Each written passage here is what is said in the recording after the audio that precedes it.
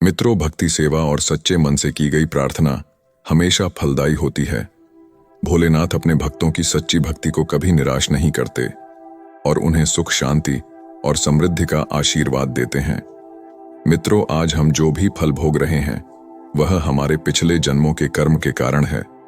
वह हमारा प्रारब्ध कहलाता है। वह फलकर्ता को भोगना ही पड़ता है। कर्मों का फल हमें अवश्य मिलता है। जैसे भी कर्म किए होंगे वैसे ही फल मिलेगा, लेकिन हम इस बात को समय पर समझ ही नहीं पाते। जब तक हमें इस बात का ज्ञान होता है कि हमने जो भी कर्म किए हैं उनका परिणाम क्या होगा, तब तक समय बहुत अधिक बीत चुका होता है। नमस्कार मित्रों, अकेला व्यक्ति हर बार YouTube चैनल में आपका दिल से स्वागत है। हम अपने जीवन में जैसे कर्म करते हैं उनका वैसा ही फल हमें इस जीवन में भोगना पड़ता है। प्रत्येक कर्म का कुछ ना कुछ फल होता है। मित्रों, आज हम आपको एक बुजुर्ग औरत और उसकी 3 बहुओं की कथा, जो अपने कर्मों की वजह से पशु बन गई। मित्रों, आज की कथा बड़ी ही धार्मिक है। मेरा आपसे निवेदन है कि कथा को अंत तक जरूर सुने। एक छोटे से गांव में एक बुजुर्ग औरत रहती थी। उसकी 3 बहुएं और 3 बेटे थे। बुजुर्ग औरत बहुत धार्मिक थी और हर दिन पूजा पाठ में समय बिताती थी। वह सुबह सुबह उठकर गंगा स्नान करने जाती और भोलेनाथ की पूजा करती थी। कार्तिक महीने में वह विशेष रूप से स्नान और पूजा करती थी। इस दौरान वह माखन मिश्री, दही मिश्री और तुलसी के पत्तों का भोग भोलेनाथ को चढ़ाती थी और प्रसाद अड़ोसी पड़ोसी में बांटती थी। गांव के लोग उसकी पूजा पाठ की बहुत इज्जत करते थे। बुजुर्ग औरत का यह नियम था कि वह कार्तिक महीने के हर दिन गंगा स्नान करती और पूजा करती। कार्तिक पूर्णिमा के दिन वह विशेष रूप से गंगा स्नान के लिए जाती और भोग बनाकर अपने ईट देव को चढ़ाती। लेकिन उसकी 3 बहुओं को यह सब बिल्कुल पसंद नहीं था। वे अक्सर उसकी आस्था का मजाक उड़ाती और प्रसाद खाने से मना कर देती। वह कहती, इसमें तुलसी के पत्ते हैं, हम ये नहीं खा सकते, ये सब दिखावा है। यह सुनकर बुजुर्ग औरत बहुत दुखी होती, लेकिन वह चुपचाप अपनी पूजा करती रहती। बुजुर्ग औरत के पति का कुछ वर्ष पहले ही देहांत हो चुका था, इसीलिए वह अब अकेली थी। उसके बेटे भी अपनी पत्नियों के कहने में आकर उससे दूर हो गए थे। अब वह सिर्फ अपनी पूजा पाठ में ही मन लगाती और पड़ोसियों में प्रसाद बांटती। लेकिन उसकी 3 बहू को यह सब बहुत बुरा लगता था। वे कहती, यह सांस जब देखो तब पूजा पाठ में लगी रहती है, बिन मतलब खर्च करती है, ब्राह्मणों को बुलाती है, दान पुण्य करती है। अगर यह मर जाए तो अच्छा हो, कम से कम यह खर्चा तो बचेगा। बुजुर्ग औरत ने अपने 3 पुत्रों को बड़े प्यार से पाला था। उसने और उसके पति ने मिलकर उनकी परवरिश की थी। लेकिन अब जब उसे अपने पुत्रों की सबसे ज्यादा जरूरत थी, तब वे उससे मुंह मोड़ चुके थे। बुजुर्ग औरत दिन रात भोलेनाथ से प्रार्थना करती और अपने पुत्रों के लिए आंसू बहाती। वह कहती, हे भोलेनाथ, मैंने तो कभी किसी का बुरा नहीं चाहा, फिर मेरे साथ ऐसा क्यों हो रहा है। एक दिन बुजुर्ग औरत अपने भोलेनाथ के सामने बैठकर प्रार्थना कर रही थी। उसकी आंखों में आंसू थे और वह भोलेनाथ से कह रही थी, हे पालनहार, मुझे इस दुख से मुक्ति दिलाओ, मेरे पुत्रों का भला करो और उन्हें सही रास्ता दिखाओ। इस तरह बुजुर्ग औरत ने अपने पूजा पाठ और दान पुण्य के नियमों को नहीं छोड़ा। लेकिन उसकी 3 बहुओं ने ठान लिया था कि वे अब इस घर में नहीं रहेंगी और बंटवारा करके अलग हो जाएंगी। वे सोचती थीं, अगर हम अलग हो जाएं तो अपनी मर्जी से रह सकेंगे और सांस की पूजा पाठ के खर्चे से बच सकेंगे। 3 बहुओं ने एक दिन आप में बात की और बंटवारे की योजना बनाई। उन्होंने अपने पतियों से कहना शुरू किया कि अब हमें अलग हो जाना चाहिए। छोटी बहू ने अपने पति से कहा, देखिए, बड़े भैया के बच्चे बड़े हो रहे हैं और हमारे बच्चे छोटे हैं। हमें अभी बहुत मेहनत करनी है, पुत्रों को पढ़ाना है। अगर हम अलग हो जाएंगे तो अपने पुत्रों की अच्छी तरह से देखभाल कर पाएंगे। सांस का खर्चा बहुत ज्यादा है, हर समय पूजा पाठ में लगी रहती है और बहुत पैसा खर्च करती। दूसरी बहू ने भी अपने पति को समझाया, देखिए, अब बंटवारा हो जाना चाहिए, हम अपनी मर्जी से रहेंगे। क्या खर्चा करना है, क्या नहीं करना है, यह हम खुद तय करेंगे। सांस के नखरे और खर्चे अब बर्दाश्त नहीं होते। हमें अलग रहकर अपने पुत्रों का ध्यान रखना है। बड़ी बहू ने भी अपने पति से यही बात कही। बच्चे बड़े हो रहे हैं, कल उनका शादी ब्याह करना है। पैसे कमाते रहेंगे और सांस का खर्चा करते रहेंगे तो कैसे चलेगा? हमारे पुत्रों का भविष्य सुरक्षित करना है तो हमें अलग होना ही पड़ेगा। तीनों बहुओं ने अपने अपने पतियों को समझा बुझाकर उनके मन में बंटवारे की बात डाल दी। तीनों भाई अब बंटवारे के लिए तैयार हो गए। गांव के बड़ों को बुलाया गया और घर का बंटवारा करने की बात हुई। तीनों बहुएं भी बंटवारे में हिस्सा लेने के लिए तैयार हो गईं। गांव के बड़े लोगों ने घर का 4 हिस्सों में बंटवारा किया, 3 पुत्रों के लिए और 1 बुजुर्ग औरत के लिए। घर का सारा सामान भी 4 हिस्सों में बांट दिया गया। बुजुर्ग औरत अब अकेली रह गई। पंचायत ने अपना फैसला सुनाया और चले गए। तीनों बहुओं ने अपना अपना सामान अपने अपने हिस्से में रख लिया। बुजुर्ग औरत के हिस्से में जो कुटिया थी वह उसमें रहने लगी। अब वह अकेली थी और अपने पुत्रों से निराश होकर अपने भोलेनाथ से प्रार्थना करती रहती थी। वह रोज सुबह जल्दी उठकर गंगा स्नान करती और भोलेनाथ विष्णु और माता लक्ष्मी की पूजा करती। वह पहले की तरह ही भोग बनाकर भोलेनाथ को चढ़ाती और फिर अड़ोस पड़ोस में प्रसाद बांटती। लेकिन अब वह बहुत अकेली हो गई थी। उसके तीनों पुत्रों ने उससे मुंह मोड़ लिया था और उसकी बहुओं ने उसे घर से बाहर कर दिया था। वह रोज भोलेनाथ से प्रार्थना करती, हे भोलेनाथ, मुझे इस दुख से छुटकारा दिलाओ, मेरे पुत्रों का भला करो और उन्हें सही रास्ता दिखाओ। बुजुर्ग औरत के पास जो थोड़ा बहुत आटा, दाल और चावल था वो उसी से काम चलाती। वह सोचती है, अब मुझे अपनी जिंदगी इसी तरह गुजारनी पड़ेगी। मेरे पुत्रों ने तो मुझे छोड़ दिया है, लेकिन मैं भोलेनाथ की भक्ति नहीं छोड़ूंगी। उसकी भक्ति में कोई कमी नहीं आई। वह हर रोज तुलसी के पत्तों से भोलेनाथ का पूजन करती और पड़ोसियों को प्रसाद बांटती। एक दिन जब बुजुर्ग औरत अपनी कुटिया में बैठी रो रही थी, तभी एक युवक आया। उसने दरवाजा खटखटाया।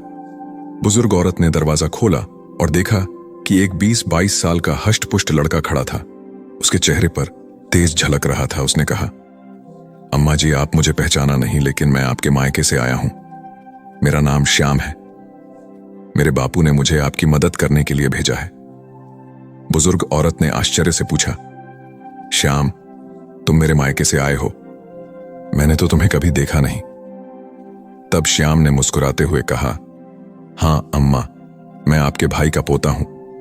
हमें खबर मिली कि आपके पुत्रों ने आपको घर से निकाल दिया है, इसीलिए मेरे बापू ने मुझे आपकी मदद करने के लिए भेजा है। बुजुर्ग औरत की आंखों में आंसू आ गए। उसने श्याम को अंदर बुलाया और उसे बैठने के लिए कहा। उसने पानी का गिलास और थोड़ा सा घेवर दिया। श्याम ने पानी पिया और घेवर खाया। फिर उसने अपनी थैली से कुछ खाने का सामान, कपड़े और दवाइयां निकाली। उसने कहा, अम्मा, यह सब सामान मैं आपके लिए लाया हूं। आप भूखी मत रहना, हम रोज आपको भोजन भिजवाएंगे। बुजुर्ग औरत ने श्याम को आशीर्वाद दिया और कहा, बेटा, तुम्हारा बहुत बहुत धन्यवाद। तुमने मेरे लिए जो किया है उसके लिए मैं भोलेनाथ से तुम्हारे सुख समृद्धि की प्रार्थना करूंगी। श्याम ने बुजुर्ग औरत से कहा, अम्मा जी, अब मैं चलता हूं। फिर श्याम ने विदा ली और वापस चला गया। बुजुर्ग औरत काफी खुश थी। फिर अपने भोलेनाथ का धन्यवाद किया और सोचा, लगता है भोलेनाथ ने मेरी प्रार्थना सुन ली। अब मैं भूखी नहीं रहूंगी। अब औरत को रोज खाना मिल जाता था।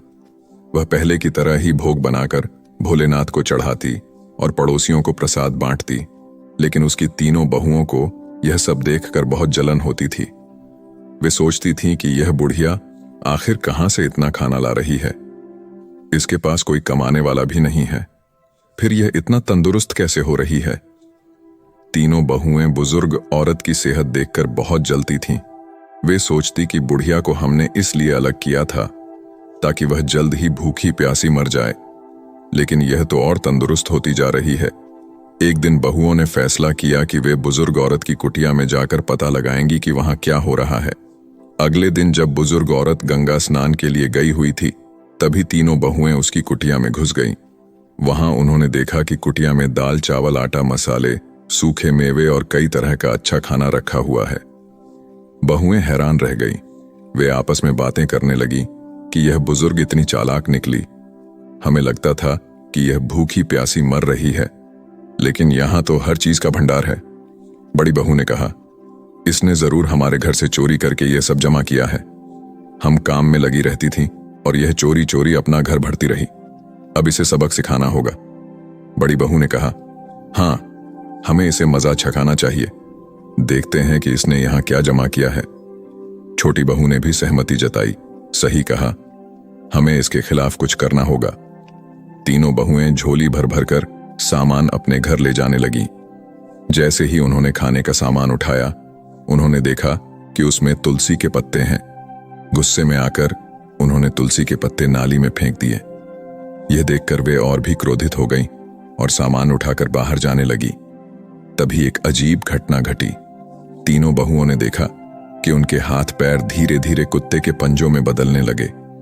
वे डर गई और चिल्लाने लगी, लेकिन कोई उनकी मदद नहीं कर पाया। कुछ ही पलों में तीनों बहुएं पशु बन गईं। गांव में हड़कंप मच गया।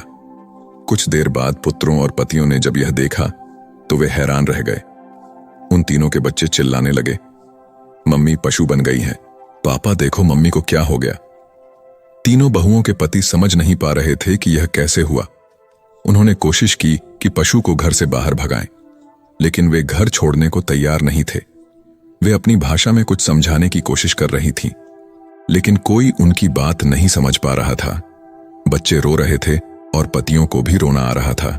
उन्होंने अपने पुत्रों को संभालते हुए कहा, चलो अब कुछ नहीं किया जा सकता, हमें औरत का इंतजार करना होगा, शायद वही कुछ हल बता सके। गांव के लोग भी इकट्ठा हो गए और सोचने लगे कि यह अनहोनी कैसे हुई। सबने बुजुर्ग औरत की वापसी का इंतजार करने का फैसला किया। बूढ़ औरत को अब अपने रोज के जीवन में थोड़ी राहत मिल रही थी।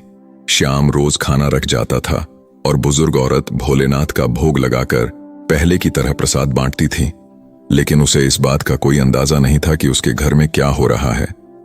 उसे यही लगता था कि सब कुछ पहले जैसा ही चल रहा है। इधर तीनों बहुएं पशु बनकर घर के आंगन में बैठी थीं। उनके पतियों को घर का सारा काम करना पड़ रहा था। वे बहुत परेशान थे और अपनी पत्नियों की वापसी का इंतजार कर रहे थे। गांव के लोग भी इस अजीब घटना से हैरान थे। हर कोई यही कहता था कि यह सब बुजुर्ग औरत की भक्ति और उसकी तपस्या का फल है। गांव के कुछ लोगों ने बुजुर्ग औरत को गंगा स्नान के लिए जाते देखा। उन्होंने सोचा कि अब उसे सारी बात बतानी चाहिए। वे उसके पास गए और बोले, माई, तुम्हारे घर में कुछ अजीब हो रहा है। तुम्हारी तीनों बहुएं पशु बन गई हैं। बुजुर्ग औरत को यह सुनकर बहुत आश्चर्य हुआ।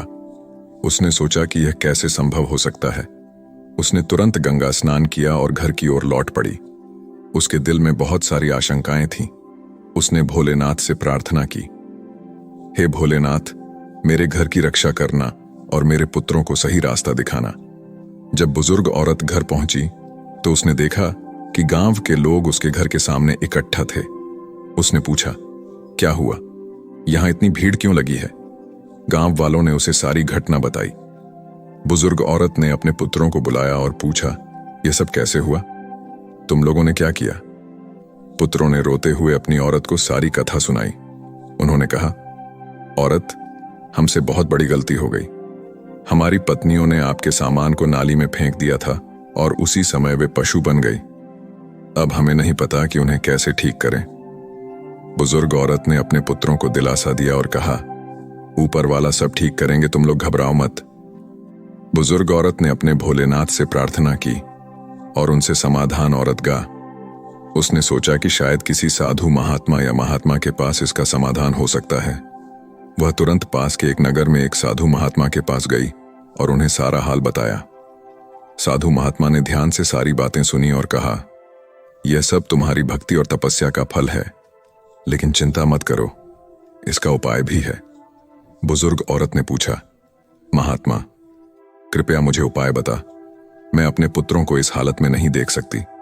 साधु महात्मा ने कहा, तुम्हें कार्तिक महीने में विशेष पूजा करनी होगी। तुम्हारे स्नान के पानी से तुम्हारी बहुओं को नहलाना होगा और ब्राह्मणों को भोजन कराकर उनके झूठे भोजन को बहुओं को खिलाना होगा। इससे वे अपने असली रूप में वापस आ जाएंगी। बुजुर्ग औरत ने साधु महात्मा को धन्यवाद दिया और अपने घर जाकर पुत्रों को यह उपाय बताया। पुत्रों ने कहा, औरत, हम तुम हर बात मानेंगे, हम इस उपाय को जरूर पूरा करेंगे। बुजुर्ग औरत ने कार्तिक महीने की विशेष पूजा की तैयारी शुरू कर दी। उसके तीनों पुत्र और गांव के लोग भी इस पूजा में मदद करने लगे। पुत्रों ने मिलकर पूजा का सारा सामान इकट्ठा किया और भोलेनाथ के लिए भोग बनाने की व्यवस्था की। हर सुबह बुजुर्ग औरत गंगा स्नान के लिए जाती और स्नान के पानी को एकत्रित करती। उसके बाद वह भोलेनाथ की पूजा करती और फिर अपने पड़ोसियों को प्रसाद बांटती। इस बीच तीनों बहुएं अभी भी कुत्ते के रूप में घर के आंगन में बैठी रहती। उनके पतियों को घर का सारा काम करना पड़ता था। पुत्रों को अपनी माताओं की बहुत याद आती थी और वे अक्सर रोते हुए अपनी दादी से कहते, दादी माँ कब ठीक होंगी, हमें हमारी माँ वापस चाहिए। बुजुर्ग औरत पुत्रों को दिलासा देती और कहती, बेटा भोलेनाथ सब ठीक करेंगे, तुम लोग धैर्य रखो और प्रार्थना करो। पुत्रों को शांत करने के लिए वह उनसे कहानियां सुनाती और उनके साथ समय बिताती। बुजुर्ग औरत ने पूजा के लिए 5 ब्राह्मणों को बुलवाया। पुत्रों ने भी अपनी ओर से 5-5 ब्राह्मणों को बुलाया। इस प्रकार कुल 20 पंडितों को बुलाया गया। पंडितों के लिए विशेष भोग तैयार किया गया। कार्तिक पूर्णिमा का दिन आया और बुजुर्ग औरत ने अपने पुत्रों की मदद से पंडित भोजन की तैयारी की। सुबह सुबह सभी पंडितों को आमंत्रित किया गया और उन्हें विशेष पकवान बनाकर खिलाया गया। पंडितों के भोजन के बाद बुजुर्ग औरत ने सबके पैर छुए और भोलेनाथ से प्रार्थना की, हे भोलेनाथ, मेरी बहुओं को उनके पूर्व रूप में वापस लाओ। मेरे कार्तिक स्नान और पूजा का फल उन्हें मिले। पंडितों ने तृप्त होकर भोजन किया और बुजुर्ग औरत को आशीर्वाद दिया और उन्होंने कहा, माई आपकी पूजा और तपस्या सफल होगी। भोलेनाथ आपकी प्रार्थना अवश्य सुनेंगे। ब्राह्मण भोजन के बाद बुजुर्ग औरत ने तीनों बहुओं को बुलाया। तीनों पशु भोलेनाथ के भोग के झूठे भोजन को बड़े प्रेम से खाने लगी। बुजुर्ग औरत ने उनके ऊपर गंगा जल छिड़का और उन्हें स्नान के पानी से नहलाया। जैसे ही गंगा जल और स्नान का पानी बहुओं के ऊपर छिड़का गया, एक चमत्कार हुआ। धीरे धीरे तीनों बहुएं अपने असली रूप में वापस आने लगीं। उनके चेहरे पर पश्चाताप के आंसू थे और वे अपनी सांस के पैरों में गिरकर रोने लगी। तीनों बहुएं कहने लगीं, औरत हमें माफ कर दो, हमने तुम्हारे साथ बहुत बुरा किया, हमें हमारे कर्मों की सजा मिल गई। अब हम तुम्हें कभी कोई कष्ट नहीं देंगे और हमेशा तुम्हारी सेवा करेंगे। बुजुर्ग औरत ने उन्हें गले लगाया और कहा, बेटा भोलेनाथ ने तुम्हें माफ कर दिया है। अब तुम लोग सच्चे दिल से भोलेनाथ की भक्ति करो और अपने कर्मों को सुधारो। तीनों बहुओं ने अपनी सांस से वादा किया कि वे अब हर साल कार्तिक स्नान और पूजा करेंगी और कभी भी बुजुर्ग औरत का अपमान नहीं करेंगी। इस तरह पूरे परिवार ने मिलकर भोलेनाथ की पूजा की और प्रसाद बांटा। तीनों बहुओं के अपने असली रूप में वापस आने के बाद घर में एक नई ऊर्जा और शांति का माहौल बन गया। बुजुर्ग औरत की भक्ति और तपस्या ने पूरे परिवार को एक नया जीवन दिया था। अब सभी मिलकर भोलेनाथ की पूजा करते और कार्तिक स्नान की महिमा को समझाते थे। बुजुर्ग औरत ने अपने पुत्रों और बहुओं को सिखाया कि भक्ति और सेवा का महत्व क्या होता है। उसने कहा, देखो बेटा, भोलेनाथ की पूजा और सेवा से हमें सच्चा सुख और शांति मिलती है। हमें हमेशा सच्चे दिल से भक्ति करनी चाहिए और दूसरों की मदद करनी चाहिए। बड़ी बहू ने कहा, औरत, हम अब समझ गए हैं कि भोलेनाथ की पूजा का क्या महत्व है। हम हर साल कार्तिक स्नान करेंगे और भक्ति से जीवन जिएंगे। बड़ी बहू ने भी अपनी औरत से कहा, औरत, हमें माफ कर दो, हमने तुम्हारे साथ बहुत गलत किया। अब हम तुम्हारी सेवा करेंगे और तुम्हारे साथ मिलकर भोलेनाथ की पूजा करेंगे। छोटी बहू ने भी अपनी औरत से वादा किया, औरत, अब हम सब मिलकर रहेंगे और कोई भी तुम्हें कभी तकलीफ नहीं देगा। हम हर साल कार्तिक स्नान और पूजा करेंगे। बुजुर्ग औरत बहुत खुश हुई और अपने पुत्रों को आशीर्वाद दिया। अब घर में सब मिलजुल कर रहने लगे। अगले साल कार्तिक पूर्णिमा के दिन पूरे परिवार ने मिलकर विशेष पूजा का आयोजन किया। घर को सजाया गया और भोलेनाथ, विष्णु और माता लक्ष्मी की विशेष आराधना की गई। तीनों बहुएं सुबह सुबह उठकर स्नान के लिए गईं और स्नान के बाद भोलेनाथ का भोग तैयार किया। बुजुर्ग औरत ने सभी को सिखाया कि कैसे तुलसी के पत्तों का उपयोग करना है और भोलेनाथ का भोग लगाना है। उसने कहा, तुलसी के पत्तों में दिव्य शक्ति होती है और भोलेनाथ को यह बहुत प्रिय है। हमें सच्चे मन से पूजा करनी चाहिए और भोलेनाथ का भोग लगाना चाहिए।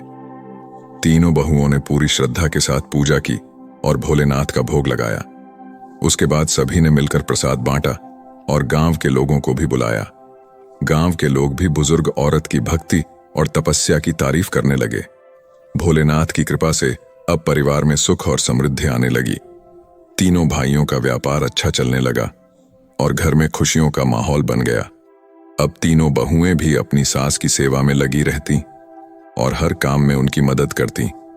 तीनों भाइयों ने भी अपनी औरत से वादा किया कि वे अब कभी भी उसे अकेला नहीं छोड़ेंगे और हमेशा उसकी सेवा करेंगे।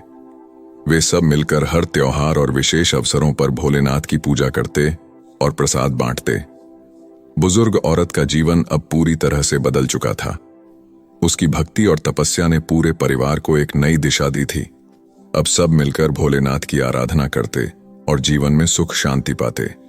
मित्रों, इस कथा से हमें यह सीखने को मिलता है कि भक्ति, सेवा और सच्चे मन से की गई प्रार्थना हमेशा फलदायी होती है। भोलेनाथ अपने भक्तों की सच्ची भक्ति को कभी निराश नहीं करते और उन्हें सुख, शांति और समृद्धि का आशीर्वाद देते हैं। मित्रों, आज हम जो भी फल भोग रहे हैं वह हमारे पिछले जन्मों के कर्म के कारण है। वह हमारा प्रारब्ध कहलाता है। वह फल कर्ता को भोगना ही पड़ता है। कर्मों का फल हमें अवश्य मिलता है। जैसे भी कर्म किए होंगे वैसा ही फल मिलेगा, लेकिन हम इस बात को समय से समझ ही नहीं पाते।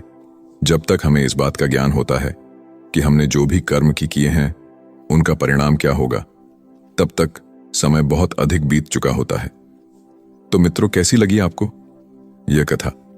आप हमें कमेंट सेक्शन में जरूर बताना और अच्छी लगी हो तो इस चैनल को सब्सक्राइब जरूर कर लेना। तो चलिए चलते हैं अपनी अगली कहानी की तरफ। दोस्तों, ये कहानी भी भाग्य से जुड़ी है। क्या आप लोग जानते हो भाग्य से बड़ा क्या होता? तो दोस्तों, आज हम आपको यही बताने वाले हैं कि भाग्य से बड़ा क्या होता है। तो चलिए समझते एक कहानी के माध्यम से। दोस्तों, ये कहानी बड़ी ही धार्मिक, महत्वपूर्ण और ज्ञान से भारी है। मेरा आपसे निवेदन है कि कहानी के अंत तक हमारे साथ में बने रहना। इंसान को जीवन में आने वाले परिवर्तनों से घबराना नहीं चाहिए, बल्कि उन्हें यह सोचकर स्वीकार करना चाहिए कि उनके जीवन में कुछ और अच्छा होने वाला है। सबसे मुश्किल खुद पर जीतना होता है, लेकिन किसी को भी आपको वह महसूस कराने की इजाजत ना दें जिसके आप लायक नहीं हैं। यह एक गांव के रहने वाले एक लड्डेचके की है। किसी गांव सुरेश नाम का लड्डेचका रहता था। सुरेश का जन्म एक मजदूर परिवार में हुआ था। सुरेश के परिवार में वो और उसकी पत्नी सिर्फ 2 ही सदस्य थे। कच्चे घर में वह अपना गुजारा कर रहे थे। वह मजदूर आदमी पूरे दिनों मजदूरी करके अपना और अपनी पत्नी का पेट पालता था। इसी तरह दोनों का जीवन चल रहा था। समय के साथ उसकी पत्नी गर्भवती हो जाती है। यह सुनकर सुरेश बहुत बहुत खुश होता है। वह सोचने लगता है कि अब हमारे घर में भी एक नन्हा सा बेटा खेला करेगा। हम उसे गोद में खिलाया करेंगे। पर जो उसके और उसके परिवार के जीवन में जो होने वाला था, उससे वह बेखबर था। धीरे धीरे समय गुजरता है। अब उस मजदूर के घर में वह दिनों भी आ जाता है। जब उसकी पत्नी एक पुत्र को जन्म देने वाली थी, उसे उसका स्वामी एक अस्पताल में भर्ती कराता है। प्रसव का समय जब निकट आता है तो इधर वह मजदूर आदमी कुछ पैसों को बंदोबस्त करने चला जाता है। फिर लौटते समय अपने होने वाले पुत्र को लेकर मन में सपने संजोने लगता है। तब तक उसके पास यमराज का बुलावा आ जाता है। उसकी एक दुर्घटना में मृत्यु हो जाती है। शहर के कुछ लोग इधर उस आदमी का अंतिम संस्कार करते हैं, तो दूसरी तरफ उसकी पत्नी अस्पताल में अपने पुत्र को जन्म दे रही होती। जब उस बेचारी को यह खबर मिलती है कि उसके स्वामी की मृत्यु हो गई है, तो उसका कलेजा फट जाता है। उस बेचारी का दुनिया में सिर्फ उसका स्वामी ही तो था। अब वह भी उसे छोड़कर चला गया था। अब तो वह फूट फूट कर रोने लगती है कि हे परमात्मा, यह तूने कैसा मेरे ऊपर दुखों का पहाड़ गिरा दिया। मेरा जो सहारा था उसे ही मुझसे छीन लिया। कम से कम इस पुत्र का तो ख्याल किया होता जिसका अभी जन्म भी नहीं हुआ है। पैदा होने से पहले ही तुमने उसके सर से पापा का साया हटा दिया। अब कौन इस पुत्र का पालन पोषण करेगा? वह दुखियारी अस्पताल में ही अपने स्वामी को याद करके बुरी तरह से रो रही थी। उसे समझ में नहीं आ रहा था कि संतान के आने की खुशी व्यतीत करूं या स्वामी के जाने का दुख। शहर के कुछ लोगों ने उसे समझाया, बहन, जन्म मृत्यु सब परमात्मा के हाथ में होता है, इसमें इंसान का कोई जोर नहीं चलता। यह भी कहा जाता है कि परमात्मा जो करता है अच्छा ही करता है, इसलिए जो चला गया उसका शोक छोड़िए और यह जो आया है उसके बारे में सोचिए। इधर कई तरीकों से लोग उस मजदूर स्त्री को समझाते हैं। कुछ ही देर में उसने एक सुंदर से बेटा को जन्म दिया। बेटे को देखकर उसका कुछ दुख हल्का होता है। वह सोचती है कि अब मैं इस बेटे को पाल पोस कर बड़ा करूंगी, यही मेरा सहारा बनेगा। अब वह अपने पुत्र को लेकर अपने घर आ जाती है। नगर के कुछ लोगों ने उस स्त्री की कुछ दिनों तक मदद करी, लेकिन कौन हमेशा मदद करता है। जब कुछ दिनों बीते तो मददगार भी पीछे हट गए। अब वह अपने पुत्र को लेकर बिल्कुल अकेली पड़ गई। वह समझ गई थी कि दूसरों की मदद से कितने दिनों तक जीवन जिया जा सकता है। यदि हमें जीना है और इस पुत्र को पालना है तो खुद जिम्मेदारी उठाना होगी, खुद कोई कार्य करना पड़ेगा। इस प्रकार वह स्त्री दूसरों के घरों में अपने लिए साफ सफाई का कार्य तलाश लेती है। कार्य करके जो पैसे मिलते थे उनसे वह अपना और अपने पुत्र का पेट पालने लगी। समय के साथ धीरे धीरे उसका बेटा बड़ा होने लगता है। जब वह बालक 5 वर्ष का हो जाता है तो उसकी मां उसे पढ़ाने के लिए नगर के सरकारी स्कूल में उसका दाखिला करा देती है। उसने सोचा कि मैं अपने पुत्र को पढ़ा लिखा कर इस काबिल बना दूंगी कि उसे कभी किसी के आगे हाथ ना फैलाने पड़े। अब इस प्रकार वह स्त्री मेहनत मजदूरी करके अपने पुत्र को पढ़ाने लगती है। बच्चा भी ठीक से समझता था कि उसके घर में केवल मां ही है। परिवार का खर्च चलाने वाला उसका पापा उसके जन्म से पहले ही चला गया है, इसीलिए वह पढ़ाई भी खूब मन लगाकर करता था। धीरे धीरे पुत्र की उम्र 13 वर्ष की हो जाती है। एक दिनों की बात है, वह स्त्री बहुत बीमार हो जाती है। उसने सोचा कोई छोटी मोटी बीमारी होगी, इसीलिए कभी उस पर ध्यान नहीं दिया। लेकिन उसकी हालत दिनों पर दिनों खराब होती चली गई। बीमार होने की वजह से वह कार्य पर भी नहीं जा पाती थी। घर में इतने पैसे भी नहीं थे कि कहीं अपना ठीक से इलाज करा लेती। मां को अत्यंत बीमार देखकर बेटे को बहुत चिंता होती है। वह बालक कहता है, मां, तुम चिंता मत करो, मैं तुम्हारे लिए अभी चिकित्सक के पास से दवाई लेकर आता हूं, तुम उसे खा लेना, फिर तुम जल्दी ही ठीक हो जाओगी। अपने बेटे की बात सुनकर मां की आंखें भर आती हैं। वह कहने लगी, बेटा, अब तुम्हें कहीं जाने की जरूरत नहीं है, मेरा भी अब समय आ गया है। मैं तुम्हारे पापा के पास जाना चाहती हूं, लेकिन जाने से पहले तुम मेरी एक बात हमेशा याद रखना। जब तेरा जन्म नहीं हुआ था तब तेरे पापा ने और मैंने एक सपना देखा था कि हम अपने पुत्र को पढ़ा लिखा कर इतना काबिल बना देंगे कि उसे हमारी तरह गरीबी भरी जिंदगी ना जीनी पड़े। लेकिन बेटा, मैं उस सपने को पूरा नहीं कर पाई। बेटा, मैं यदि चली भी जाऊं तो तुम अपने पापा के सपने को जरूर साकार करना। तुम ऐसा कोई कार्य मत करना जिससे तुम्हारे पापा का नाम खराब हो। तुम इस प्रकार से अपना जीवन जीना कि तुम्हारा नाम दूर दूर तक लोग जान जाएं। बेटा, कभी पैसे के पीछे मत भागना। पैसे के लिए तो लोग इतने नीचे गिर जाते हैं कि अपने माता पिता की इज्जत का भी ख्याल नहीं करते। तुम हमेशा अपना नाम कमाना बेटा, हमेशा स्वाभिमानी बनकर जीना। कभी किसी के आगे अपने हाथ मत फैलाना, किसी से याचना मत करना। याचना न करना ही श्रेष्ठता का मूल है, पराधीनता ही नरक है। इंसान को सदा ही विद्या, धन, बल, कीर्ति और पुण्य कमाना चाहिए। पुत्र ने कहा, मां, तुम घबराओ नहीं, मैं तुम्हारे लिए अभी दवाई लेकर आता हूं। और इतना कहकर पुत्र मां से रुपए लेकर दवा लेने चला जाता है। बेटे के जाते ही इधर उस मजदूर स्त्री के प्राण निकल जाते हैं। जब नगर वालों को पता चलता है तो सब लोग इकट्ठे होकर उस स्त्री का उसके बेटे के हाथों अंतिम संस्कार कराते हैं। अब तो वह बालक बिल्कुल अकेला हो गया था। किस्मत भी क्या खेल दिखाती है, जब जरूरत होती है अपनों की तब अकेलेपन की रात में जगाती है। बिना माता पिता का बेटा उम्र भी ज्यादा नहीं थी। आखिर जाए तो कहां जाए, करें तो क्या करें। दूर के जो रिश्तेदार थे उन्होंने भी उस बच्चे पर ध्यान नहीं दिया। आखिर वह मजदूर जो था, लेकिन वह बच्चा अकेले ही अपने जीवन की राह पर चल देता है।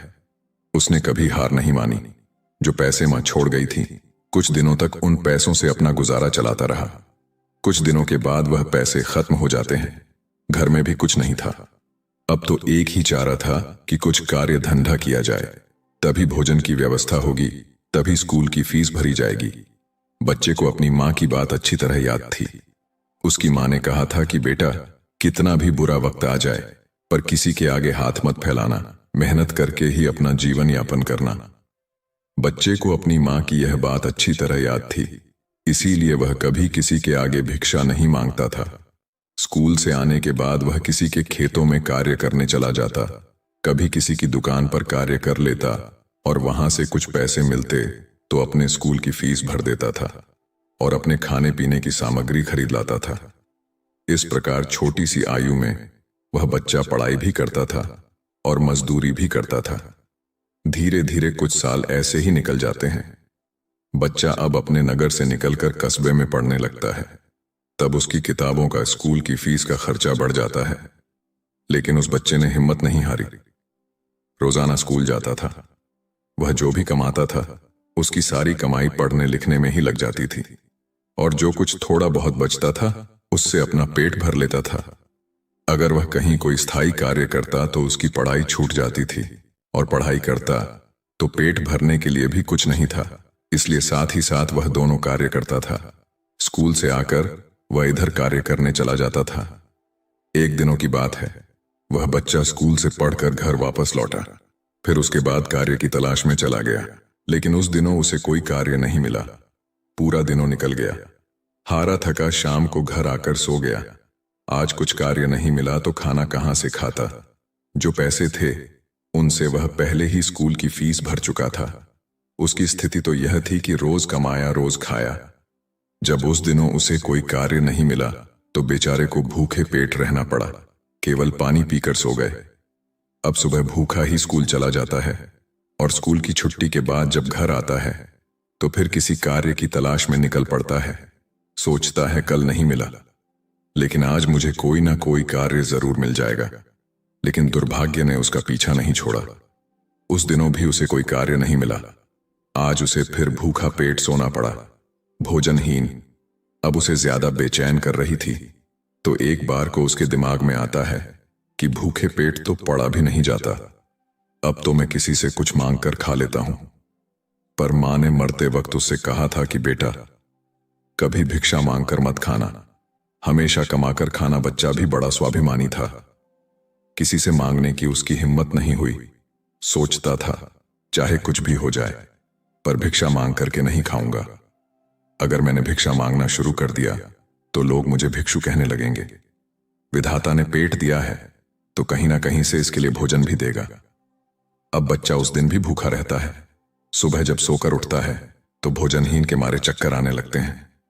अभी उसकी उम्र ही कितनी थी, भोजनहीन की मार वह कैसे सह सकता था। कुछ बड़ा होता तो 2-4 दिनों काट भी लेता। अब आज वह स्कूल भी नहीं गया।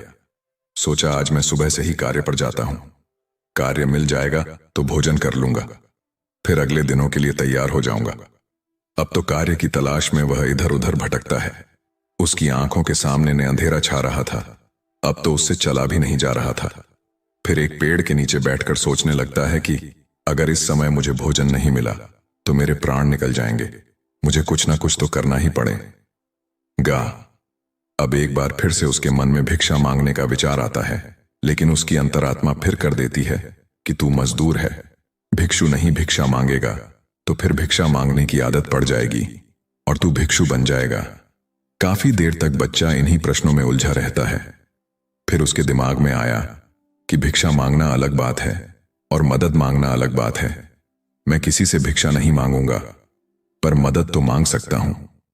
भिक्षा मांगना तो वह है जो मांगकर फिर लौटाया नहीं जाता, पर मदद मांगना वह है जो आप कभी भी लौटा सकते हो। बच्चे ने सोचा कि मैं आज किसी से मदद मांग लेता हूं, जब मुझे कार्य मिल जाएगा तो मैं लौटा दूंगा। अब बच्चा वहां से चलता है तो उसे नगर के बाहर एक बड़ा सा घर दिखाई देता है।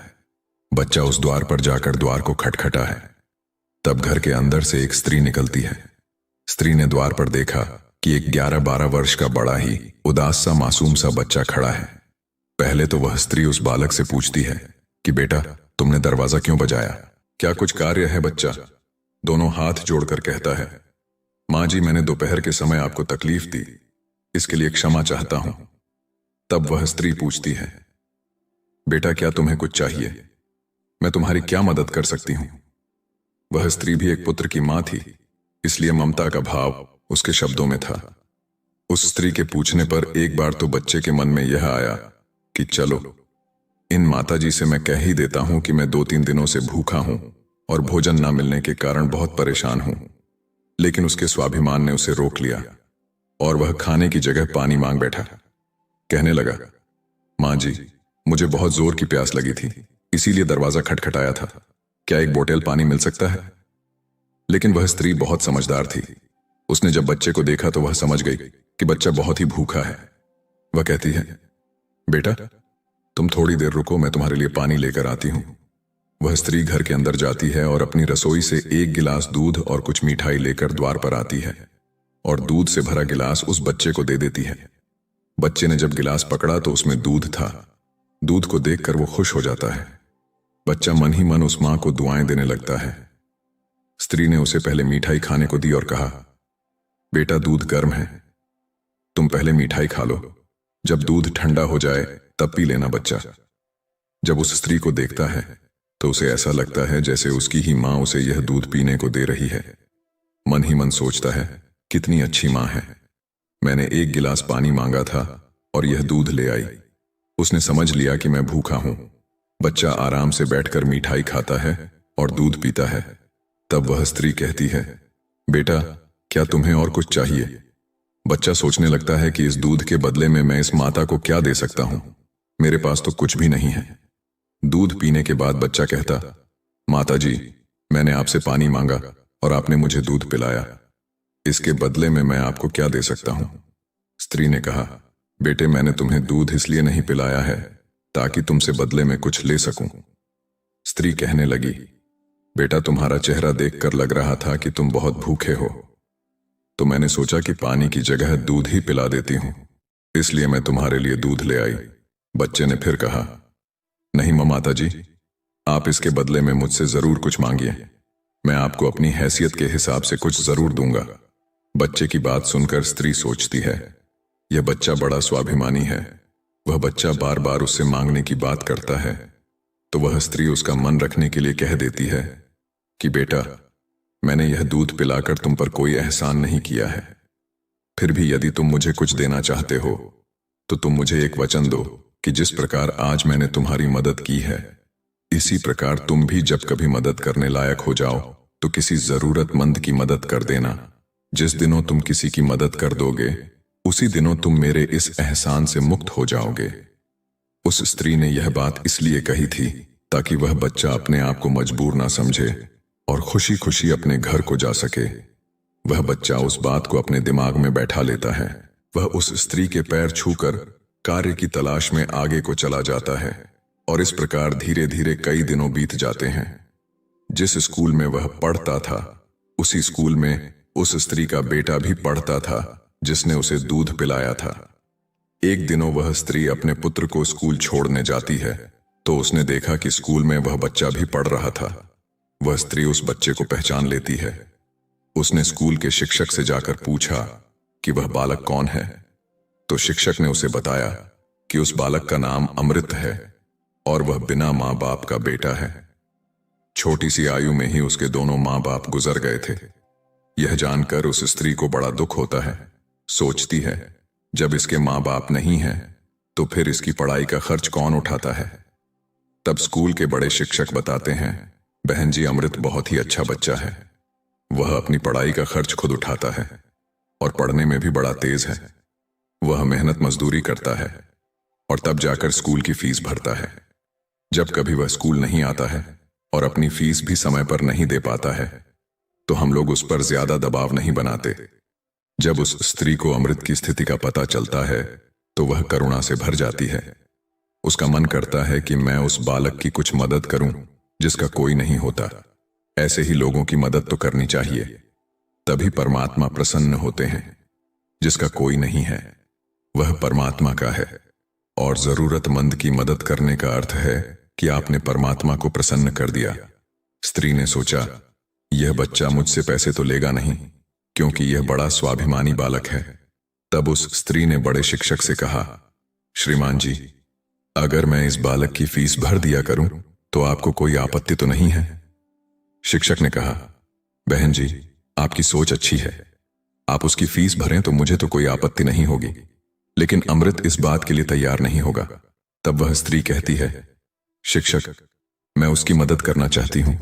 आप किसी तरह से अमृत को समझा देना, उससे कह देना कि आपकी स्थिति को देखते हुए सरकार ने आपकी फीस माफ कर दी है, तुम्हें फीस भरने की कोई जरूरत नहीं है। शिक्षक भी इस बात से सहमत हो जाते हैं। वह स्त्री अमृत की पूरे वर्ष की फीस भर के अपने घर चली जाती है। इस तरह वह हर वर्ष उसके पूरे साल की फीस जमा कर दिया करती थी, ताकि अमृत सिर्फ मन लगाकर पढ़ सके। अब तो अमृत पूरा मन लगाकर पढ़ता था और अपने खाने पीने के लिए किसी दुकान पर कार्य कर लेता था। दोस्तों, डूबते को तिनके का सहारा ही बहुत होता है। उस स्त्री के थोड़े से प्रयास से अमृत की अच्छी खासी मदद हो गई। वह अब खूब मन लगा करके पढ़ता था। इसी तरह कुछ वर्ष और बीत गए। अब आगे की पढ़ाई करने के लिए अमृत को शहर में जाना पड़ा। सोचा, शहर में रहकर मैं कोई छोटी मोटी नौकरी कर लूंगा और अपनी पढ़ाई भी करता रहूंगा। इस बात का पता उस मही को तब चलता है जब वह उसकी फीस लेने के लिए स्कूल में जाती है। वह स्त्री जब अमृत की फीस जमा करती है तो शिक्षक बताते हैं, बहन जी, अमृत तो आगे की पढ़ाई करने शहर चला गया है। अब आपको उसकी फीस जमा करने की कोई जरूरत नहीं है। उस स्त्री ने जब यह सुना तो सोचने लगी, कोई बात नहीं, परमात्मा ने मुझे उसकी मदद करने का इतना ही समय दिया होगा। हे परमात्मा, उस बालक पर दया दृष्टि बनाए रखना, वह जहां भी रहे खुश रहे। इस प्रकार वह स्त्री अपने घर लौट आई और अपने घर गृहस्थी की दुनिया में व्यस्त हो गई। दोस्तों, उधर अमृत शहर में जाकर अपनी पढ़ाई करने लगा। खर्चा चलाने के लिए उसने एक नौकरी तलाश कर ली। इस प्रकार 26 वर्ष बीत जाते हैं। ना तो अमृत कभी उस स्त्री से मिल पाता है और ना वह स्त्री कभी अमृत से मिलती है। उस स्त्री का बेटा भी अब बड़ा हो गया था। उसका बेटा एक व्यापारी बन गया था। वह स्त्री तो पहले से ही अपने घर से संपन्न थी, ऊपर से उसका बेटा व्यापार करके खूब धन कमाता था। उस माँ का बेटा भी बड़ा संस्कारी था। वह भी अपनी माँ को बहुत प्यार करता था। एक दिनों उसकी माँ बहुत बीमार पड़ जाती है। शाम को जब उसका बेटा घर आता है तो वह अपनी माँ की हालत को देखकर बेचैन हो जाता है। वह अपनी माँ को अस्पताल में भर्ती कराता है। जांच में पता चलता है कि उसकी माँ को ट्यूमर है। वह बच्चा चिकित्सक से कहता है, चिकित्सक, आप मेरी माँ का अच्छे से इलाज कीजिए, पैसों की बिल्कुल चिंता मत करना। तब चिकित्सक कहते हैं, भाई, तुम्हारी माँ को ट्यूमर की बीमारी है और ट्यूमर का इलाज बहुत महंगा होता है। छोटे मोटे अस्पतालों में इसका इलाज भी नहीं होता है।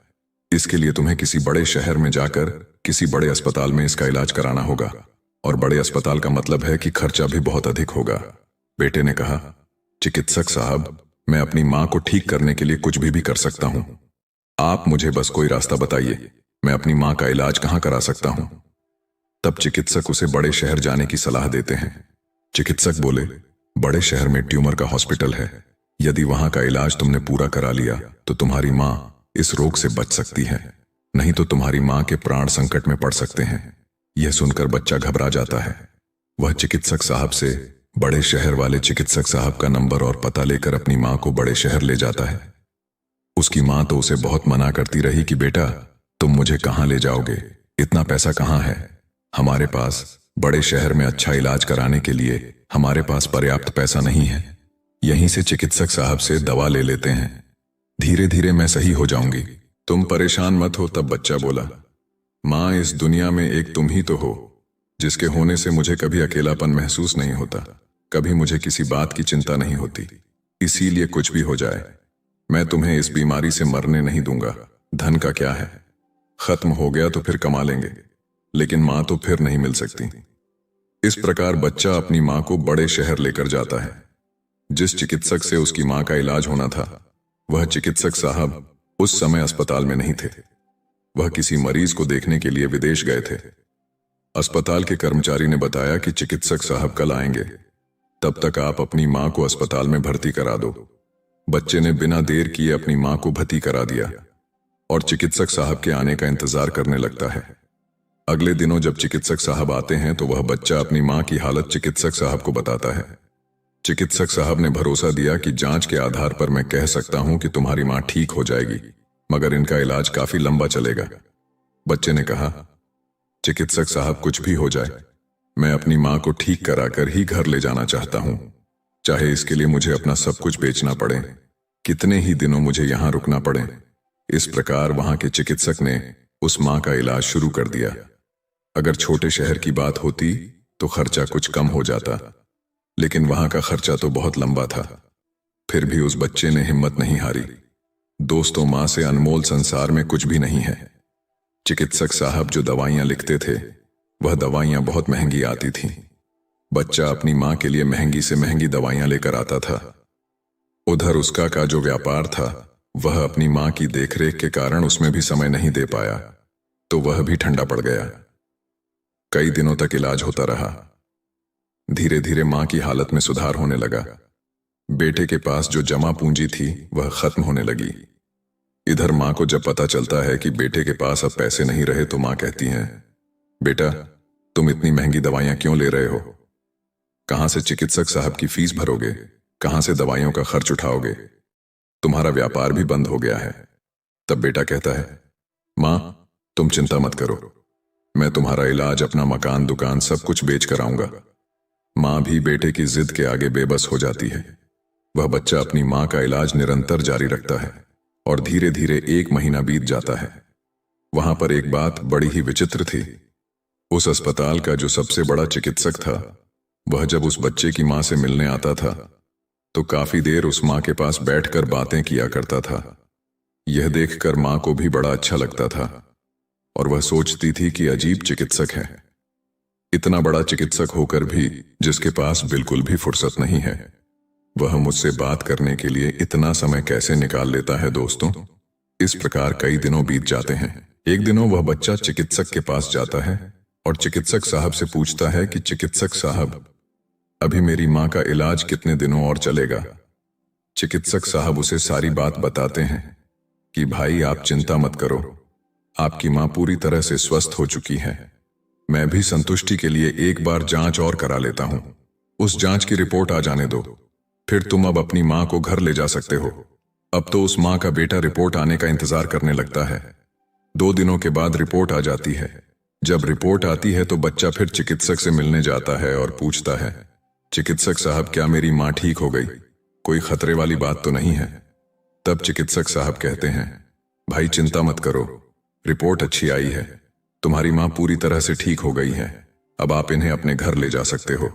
चिकित्सक की बात सुनकर बेटा खुश हो जाता है और चिकित्सक साहब को बहुत धन्यवाद देता है। बच्चा अपनी माँ के पास जाता है और सोचता है कि परमात्मा का लाख लाख धन्यवाद कि मेरी माँ बच गई, मेरी मेहनत सफल हो गई। यही बात वह अपनी माँ को बताने के लिए जाता है और माँ से कहता है कि माँ, आप अब पूरी तरह से ठीक हो गई हो, अब हम जल्द ही अपने घर जाने वाले हैं। ये बात सुनकर माँ भी बड़ी खुश हो जाती है, लेकिन अगले ही पल वह यह सोचकर उदास हो जाती है कि मैं तो ठीक हो गई हूं, लेकिन इस अस्पताल का जो बिल होगा वह लाखों में होगा। कैसे मेरा बेटा चुका पाएगा? इतनी मोटी रकम की व्यवस्था वह कहां से करेगा? उसके पास जो जमा पूंजी थी वह तो सब इलाज में खर्च हो गई। माँ को उदास देखकर बेटा समझाता है, माँ, तुम क्यों उदास होती हो? मैं अपना सब कुछ बेचकर आपके इलाज का बिल चुका दूंगा। घर मकान तो बाद में भी बना लूंगा। इसलिए माँ, तुम्हें इन बातों की चिंता करने की कोई जरूरत नहीं है। बेटा अपनी माँ को बहुत समझाता है, मगर माँ तो माँ होती हैं। उसका अपने बेटे के लिए चिंता करना स्वाभाविक था। माँ सोचने लगती है कि मेरा बेटा यदि सब कुछ बेच देगा तो फिर वह आगे अपना जीवन कैसे चलाएगा? इसके भविष्य का क्या होगा? वो माँ रात भर यही सोचती रही। चिंता करते करते माँ और बेटा दोनों की रात निकल गई। जब अगला दिन होता है और उसकी माँ की छुट्टी का समय होता है तो अस्पताल का एक कर्मचारी एक लिफाफा लेकर माँ बेटे के पास आता है और उस स्त्री के बेटे से कहता है कि चिकित्सक साहब ने आपके लिए यह बिल का लिफाफा भेजा है, आप इस बिल को ठीक से देख लो और इस बिल को चुका कर आप अपनी माँ को अपने घर ले जाओ। बिल का लिफाफा देकर वह अस्पताल का कर्मचारी तो चला गया। अब वह बच्चा उस बिल के लिफाफे को हाथन में लिए हुए सोचता है कि पता नहीं कितना बिल आया होगा। बेटे को चिंता में देखकर माँ भी परेशान हो जाती। माँ एकदम से बेटे के हाथ से वह बिल का कागज छीन लेती है। माँ उस बिल को खोलकर देखती है। उधर अस्पताल के जो सबसे बड़े चिकित्सक थे वह भी उस समय वहीं पर पहुंच जाते हैं। इधर मां ने जब उस लिफाफे को खोलकर देखा तो उसमें एक छोटी सी पर्ची रखी हुई थी। उस पर्ची पर लिखा हुआ था, मां जी, आपने अपने बल का भुगतान तो 25 साल पहले ही कर दिया था, जब आपने 2 दिनों के भूखे पुत्र को 1 गिलास दूध और मिठाई खिला और अगले 5 साल तक उस पुत्र की स्कूल की फीस भी भरी थी। उसी तरह अगर जीवन में कुछ अंधेरा आ जाए तो ज्ञान रूप दीपक से अंधेरे को मिटाकर सही रास्ता ढूंढा जा सकता है। ज्ञान वह निधि है जो रंग से राजा बना देती है, भटके को सही मार्ग दिखा देती है। तीसरी बात, आप दूसरों का भला कीजिए, दूसरों पर दया करिए, तुम्हारा भला अपने आप होता चला जाएगा। आपको अपने जीवन में अगर किसी की मदद करने का सौभाग्य मिले तो जरूर करना। कहते हैं, डूबते को तिनके का सहारा बहुत होता है। आपकी छोटी सी मदद से किसी का जीवन ही बदल सकता है। आपका छोटा सा योगदान किसी के लिए वरदान भी हो सकता है। मुसीबत में पड़े तो घबराना मत। जब एक रास्ता बंद होता है तो 100 खुल जाते हैं। जीवन में निखार तभी आता है जब इंसान दुख और मुसीबत की भट्टी में तपता है। कष्ट सहन करने के बाद ही इंसान को अनुभव मिलता है और यह अनुभव बहुत कार्य आता है। चौथी बात, इंसान के दिनों चाहे कैसे भी हो, चाहे कितनी भी कठिनाइयां उसके जीवन में आए, परंतु उसे कभी भिक्षा मांगकर खाना नहीं चाहिए।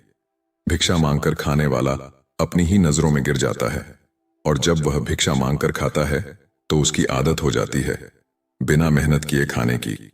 इसलिए इंसान को हमेशा मेहनत करके ही खाना चाहिए, तभी इंसान सफल और आत्मनिर्भर बनता है। किसी को मदद की जरूरत हो तो आप सबसे पहले उसकी मदद करें, लेकिन अगर आपको मदद की जरूरत हो तो आपको किसी से मदद मांगने की जरूरत ना हो। आप खुद ही अपनी मदद करने की काबिलियत रखें। आत्मसम्मान आपकी आवाज है, इसे बुलंद रखें।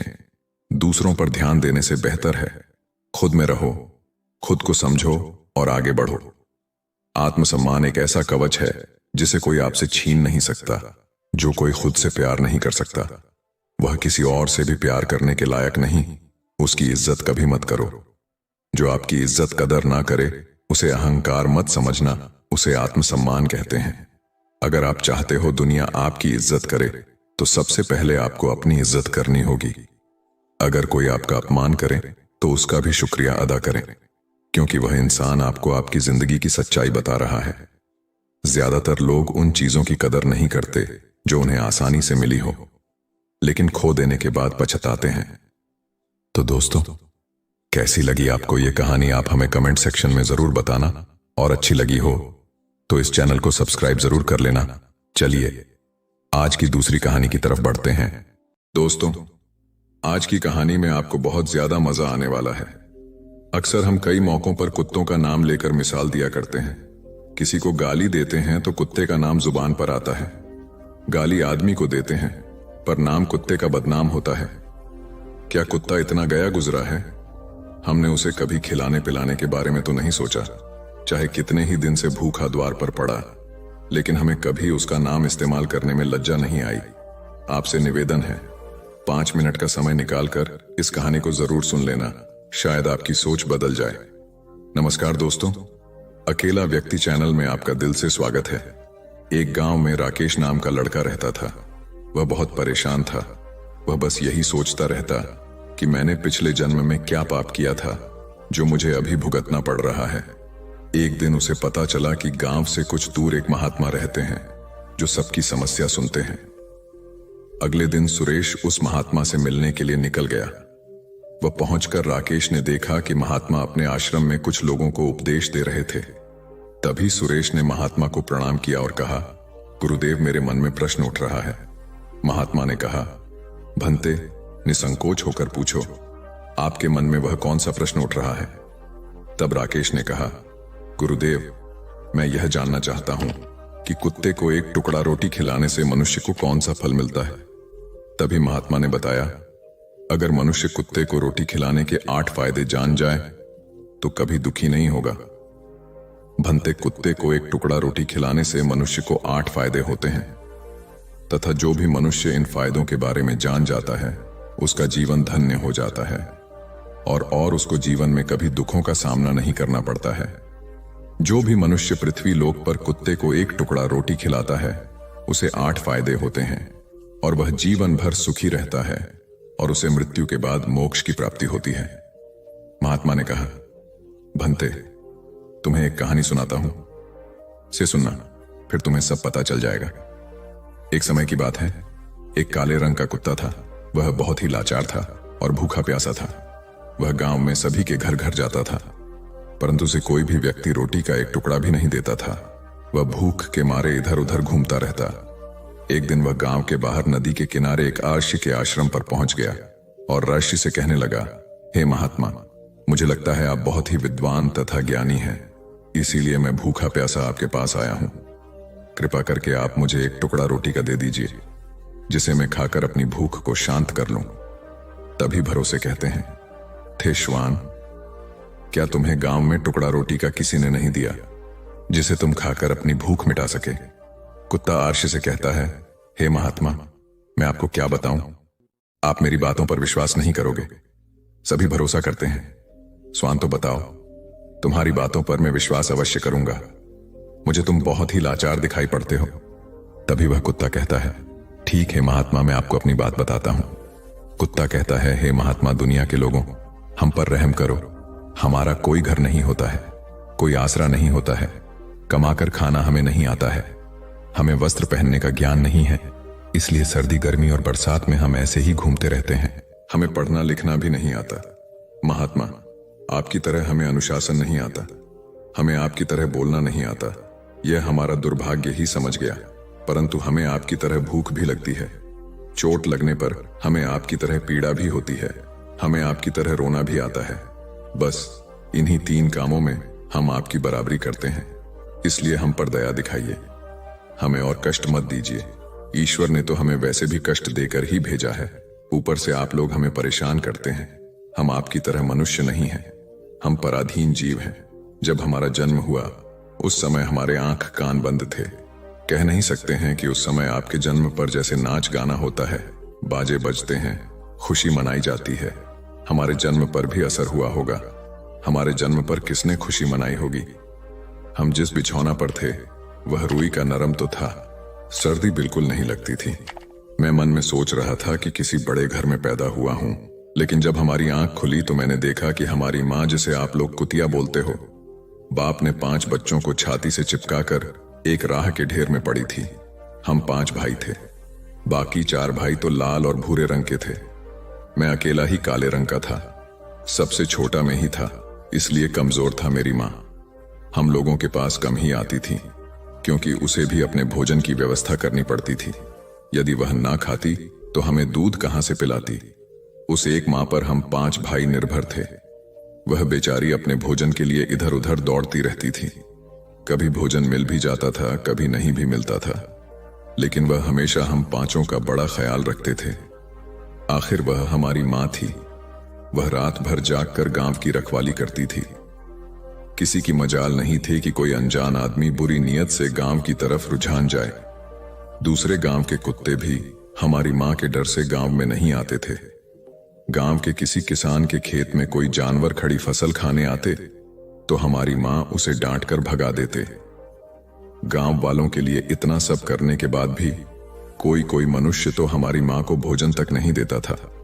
भोजन के लिए हमारी माँ को मजबूर होकर छीना झपट्टी करनी पड़ती थी। कई बार तो लोग उसे लाठी डंडों से पीट पीट कर भगा देते थे। बेचारी उस दिन भूखी प्यासी रहकर पेट की आग से जलती रहती थी। वह कहता है, हे महात्मा, आखिर भूख तो हमें आपकी ही तरह लगती है। ऊपर से उसे अपने 5 बच्चों की चिंता लगी रहती थी। आखिर मौजूद थी। भूख उसे चैन से बैठने नहीं देती थी और गांव वालों का भी उसे देखकर हृदय नहीं पसीजता था। तो बेबस होकर उन लोगों के घरों में चोरी से घूमना पड़ता था और खाने की कोई चीज मिल जाती तो उसे खाकर अपने पेट की आग बुझा लेती थी। कई बार तो लोग उसे खाने की वस्तु ले जाते हुए देखते तो लाठी डंडे लेकर उसके पीछे पड़ जाते हैं। कुछ लोग तो कई बार उसे घर के अंदर बंद करके पीटते थे। हमारी माँ का बुरा हाल कर देते थे। फिर वह कुत्ता महात्मा से कहता है, हे महात्मा, हमारी माँ ने क्या बिगाड़ा था? उसमें सिर्फ अपने पेट के लिए भोजन हेतु चुराया था। चोरी करने का हमें कोई शौक नहीं है, पर पापी पेट हमें यह सब करने के लिए मजबूर कर देता है। एक दिन की बात है, बड़ी जोरदार बरसात हो रही थी। ओले पड़े थे। ठंडी हवा चल रही थी। उस ठंड में ठिठुर कर हमारे 3 भाई मारे गए। उस दिन हमारी मां बहुत रोई थी, लेकिन मनुष्य हमारी पीड़ा को नहीं समझा, क्योंकि उसके बच्चे थोड़े ही मर रहे थे। फिर वह कुत्ता कहता है, हे महात्मा, अब हम सिर्फ 2 भाई रह गए थे। हमारी मां हम दोनों की अच्छे से देखभाल करने लगे। फिर एक दिन उसी गांव में एक सेठ के घर पर दावत चल रही थी और अनेक प्रकार की मिठाइयां बन रहे थे। सेठ जी के घर काफी मेहमान आए हुए थे। हमारी मां कुछ खाने की तलाश में बार बार उधर जाते, लेकिन लोग उसे दुत्कार कर भगा देते थे। किसी को उस पर इतना भी तरस नहीं आया कि एक रोटी उस बेचारे को खाने को फेंक दे। एक रोटी से उनका क्या बिगड़ जाता। मेरी मां बार बार जाती और वहीं खड़ी खड़ी देखती रहती थी। सेठ जी के आंगन में दावत खाने का सिलसिला चालू हुआ। भोजन परोसा जाने लगा। मेरी मां भी वहीं जाकर पूंछ हिलाने लगी। खाना परोसने वाला आदमी जब किसी काम से भीतर गया तो मेरी मां दबे पांव रोटी लेने को चल पड़ी। फिर दूसरे आदमी ने मेरी मां को जाते हुए देख लिया तो चारों ओर से लोग चिल्ला चिल्ला कर उसकी तरफ भागे। मेरी मां उनकी चीख सुनकर घबरा गई। 2-3 आदमी लाठी लेकर उसके पीछे बड़ी बेरहमी से दौड़े। मेरी मां वहां से घबराकर भागने लगे, परंतु उसे वहां से निकलने का कोई रास्ता नहीं मिला, क्योंकि सामने से लोग लाठी डंडे लेकर आ रहे थे। तभी मेरी मां वहां पर जो लोग भोजन कर रहे थे उनको लांग कर निकल गई। आगे वह कुत्ता कहता है, हे मुनिवर, मेरी मां अपने निकलने पर इतनी हैरान नहीं थी जितनी कि उन लोगों को देखकर हुई थी जो वहां पर दावत खा रहे थे। वह सब उठकर खड़े हो गए।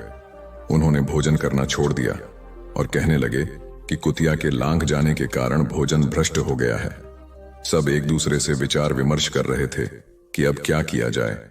खाना तो सब खराब हो गया है। फिर सेठ जी फूट फूट कर रोने लगे। कुछ लोग तो यह भी कह रहे थे कि भाई कुटिया के लांघने से भोजन खराब कैसे हो गया। उसने खाने में या पटलों में थोड़ी डाला है, सिर्फ ऊपर से लांघ कर ही तो गई है। और कहने लगे, शहरों में तो लोग कुत्ते को पालकर घर के अंदर सुलाते भी हैं और खिलाते भी हैं, तो इसमें कोई बुरी बात नहीं है। अगर कुतिया लांघ कर गई है तो भोजन खराब नहीं हुआ है। लेकिन उनमें से कुछ लोग बड़े घरों से ताल्लुक रखते थे। उन्होंने एक भी नहीं चलने भी कह रहे थे कि भोजन तो भ्रष्ट हो गया है, यह हमारे खाने के लायक नहीं है। आखिरकार उन्हें की बात मानी गई। अब तो वह सारा भोजन गरीबों में बांट दिया गया। उस दिन तो मेरी मां को खूब पेट भर खाना मिला था।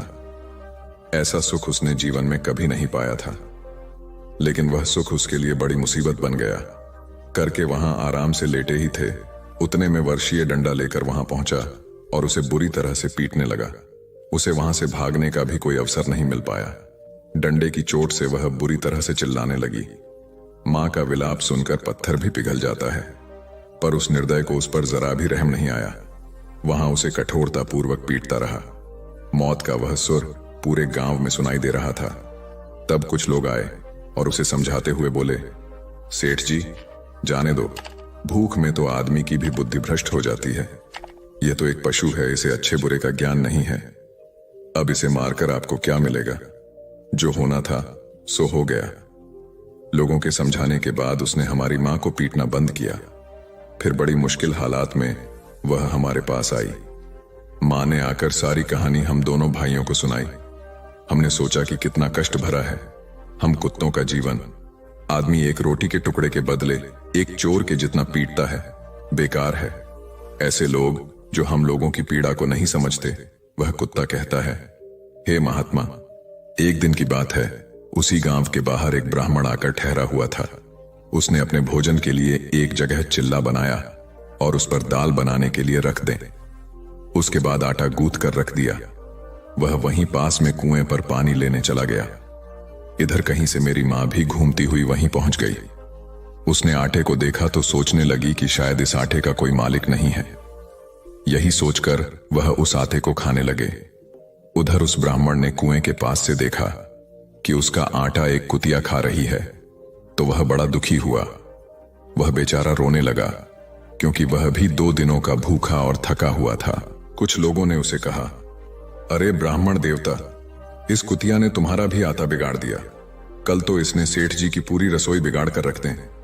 ब्राह्मण दुखी होता हुआ बोला, भाई, मुझे क्या मालूम था, यह दुष्ट कुटिया मेरे आंटी को खाने के लिए घात लगाए बैठे हैं। ब्रह्मांड नाव देखा ना, ताव लाठी लेकर उस कुतिया के ऊपर टूट पड़ा। मां उस आटे को ठीक से खा भी नहीं पाई थी, पर उससे ज्यादा कि उस पर लाठी पर कई महीनों तक मेरी मां लड़खड़ाते हुए घूमती रही। तब उस दिन समझ में आया कि आदमी कितना खुदगर्ज है। हम उसका कोई भी कार्य करते हैं तो भी हमें नहीं समझता। आगे वह कुत्ता कहता, हे मुनिवर, हमारी कमी यह है कि हम उन्हीं मतलब इंसानों के अधीन रहना चाहते हैं जो हमें कष्ट देता है, जो हमें प्यार से खिलाता है। हम उसके कितने काम आते हैं यह नहीं पता। उनके घर की रखवाली तो करते ही हैं, साथ ही साथ और भी बहुत सारे लाभ हैं जिन्हें मनुष्य नहीं जानता। महात्मा ने कहा, यदि मनुष्य कुत्ते को रोटी खिलाने के फायदे जान जाए तो अपने जीवन में होने वाले नुकसान से बच सकता है। आज मैं आपको बताऊंगा कुत्ते को रोटी खिलाने के 8 फायदे। मनुष्य को पता नहीं है कि जब भी घर में रोटी बनाई जाती है तो सबसे पहली रोटी गौ माता की होती है और पिछली रोटी कुत्ते की होती है। महात्मा ने कहा, ऐसा ही विधान भगवान ने बनाया था, लेकिन भगवान के बनाए उस विधान को भूलकर मनुष्य अगली और पिछली रोटी स्वयं भी खा जाता है। इसका दुष्प्रभाव उसके जीवन पर पड़ता है। कुत्ता वह प्राणी है जिसको रोटी खिलाने से मनुष्य के जीवन में पड़ने वाले ग्रहों के दोष भी दूर हो जाते हैं। महात्मा ने कहा, कुत्ते को रोटी खिलाने का पहला फायदा, कुत्ते को रोटी खिलाने से शनि का नकारात्मक प्रभाव कम हो जाता है। शनि ग्रह जब अपनी दृष्टि डालता है तो हर मनुष्य बर्बाद हो जाता है। जिस व्यक्ति पर उनकी महादशा का आरंभ हो जाता है तो बने बनाए काम अपने आप बिगड़ने लगते हैं और वह मनुष्य आर्थिक तंगी का शिकार हो जाता है। उस स्थिति में व्यक्ति यदि कुत्ते को रोटी खिलाता है तो उस पर शनि का दुष्प्रभाव बहुत ही कम हो जाता है।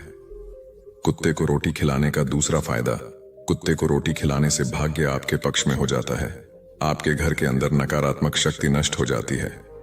कुत्ते को रोटी खिलाने का तीसरा फायदा, कुत्ते को रोटी खिलाने से माता लक्ष्मी प्रसन्न हो जाती है और आपके घर में धन दौलत की कभी कमी नहीं रहती है। कुत्ते को रोटी खिलाने का चौथा फायदा, कुत्ते को रोटी खिलाने से आपके ऊपर कर्ज नहीं चढ़ता और जो पहले से आप कर्जदार हैं उससे भी मुक्ति मिल जाती है। कुत्ते को रोटी खिलाने का पांचवा फायदा, कुत्ते को सुबह शाम भोजन देने से आपका व्यापार बहुत अच्छे से चलता है। कुत्ते को रोटी खिलाने का छठा फायदा, कुत्ते को रोटी देने से आपकी आयु में वृद्धि होती है और अटका हुआ धन वापस मिल जाता है।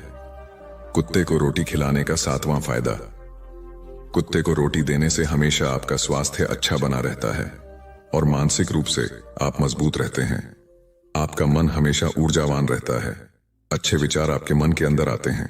कुत्ते को रोटी खिलाने का आठवां फायदा, कुत्ते को रोटी खिलाने से भगवान प्रसन्न रहते हैं क्योंकि भगवान को समस्त जीवों की चिंता रहती है और जो समस्त जीवों पर दया दिखाता है भगवान भी उस मनुष्य से हमेशा प्रसन्न रहते हैं।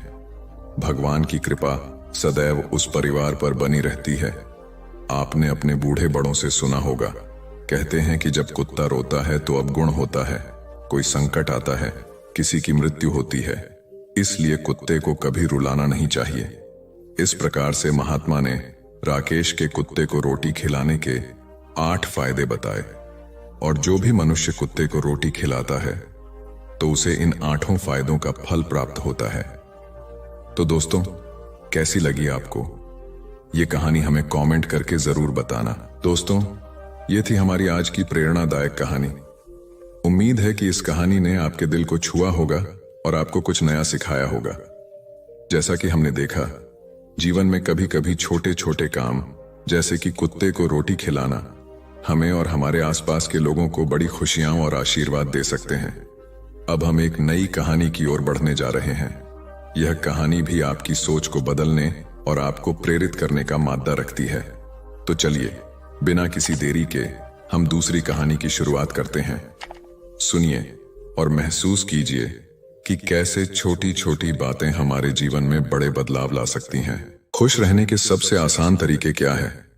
हमें लगता है कि खुश रहने के लिए कुछ खास तरह के हालात होने चाहिए, तभी हम खुश रह सकते हैं। हम आपको 10 सीख बताते हैं जिनकी मदद से आप आनंद पा सकते हैं। हम जीवन में जो भी करते हैं खुशी पाने के लिए करते हैं, लेकिन दुर्भाग्य से खुश रहना काफी मुश्किल काम लगता है। हमें लगता है कि खुश रहने के लिए कुछ खास तरह के हालात होने चाहिए, तभी हम खुश रह सकते हैं, लेकिन ऐसा नहीं है। हम बता रहे हैं कुछ आसान से नुस्खे जिन्हें अपनाकर आप हर हाल में हम खुश रह सकते हैं। जब आप बुनियादी रूप से खुश होते हैं, जब आपको खुश रहने के लिए कुछ करना नहीं पड़ता, तो आपके जीवन के हर आयाम में बदलाव आ जाएगा। आपके अनुभवों में और खुद को व्यक्त करने के तरीकों में बदलाव आ जाएगा। आपको पूरी दुनिया बदली हुई लगेगी।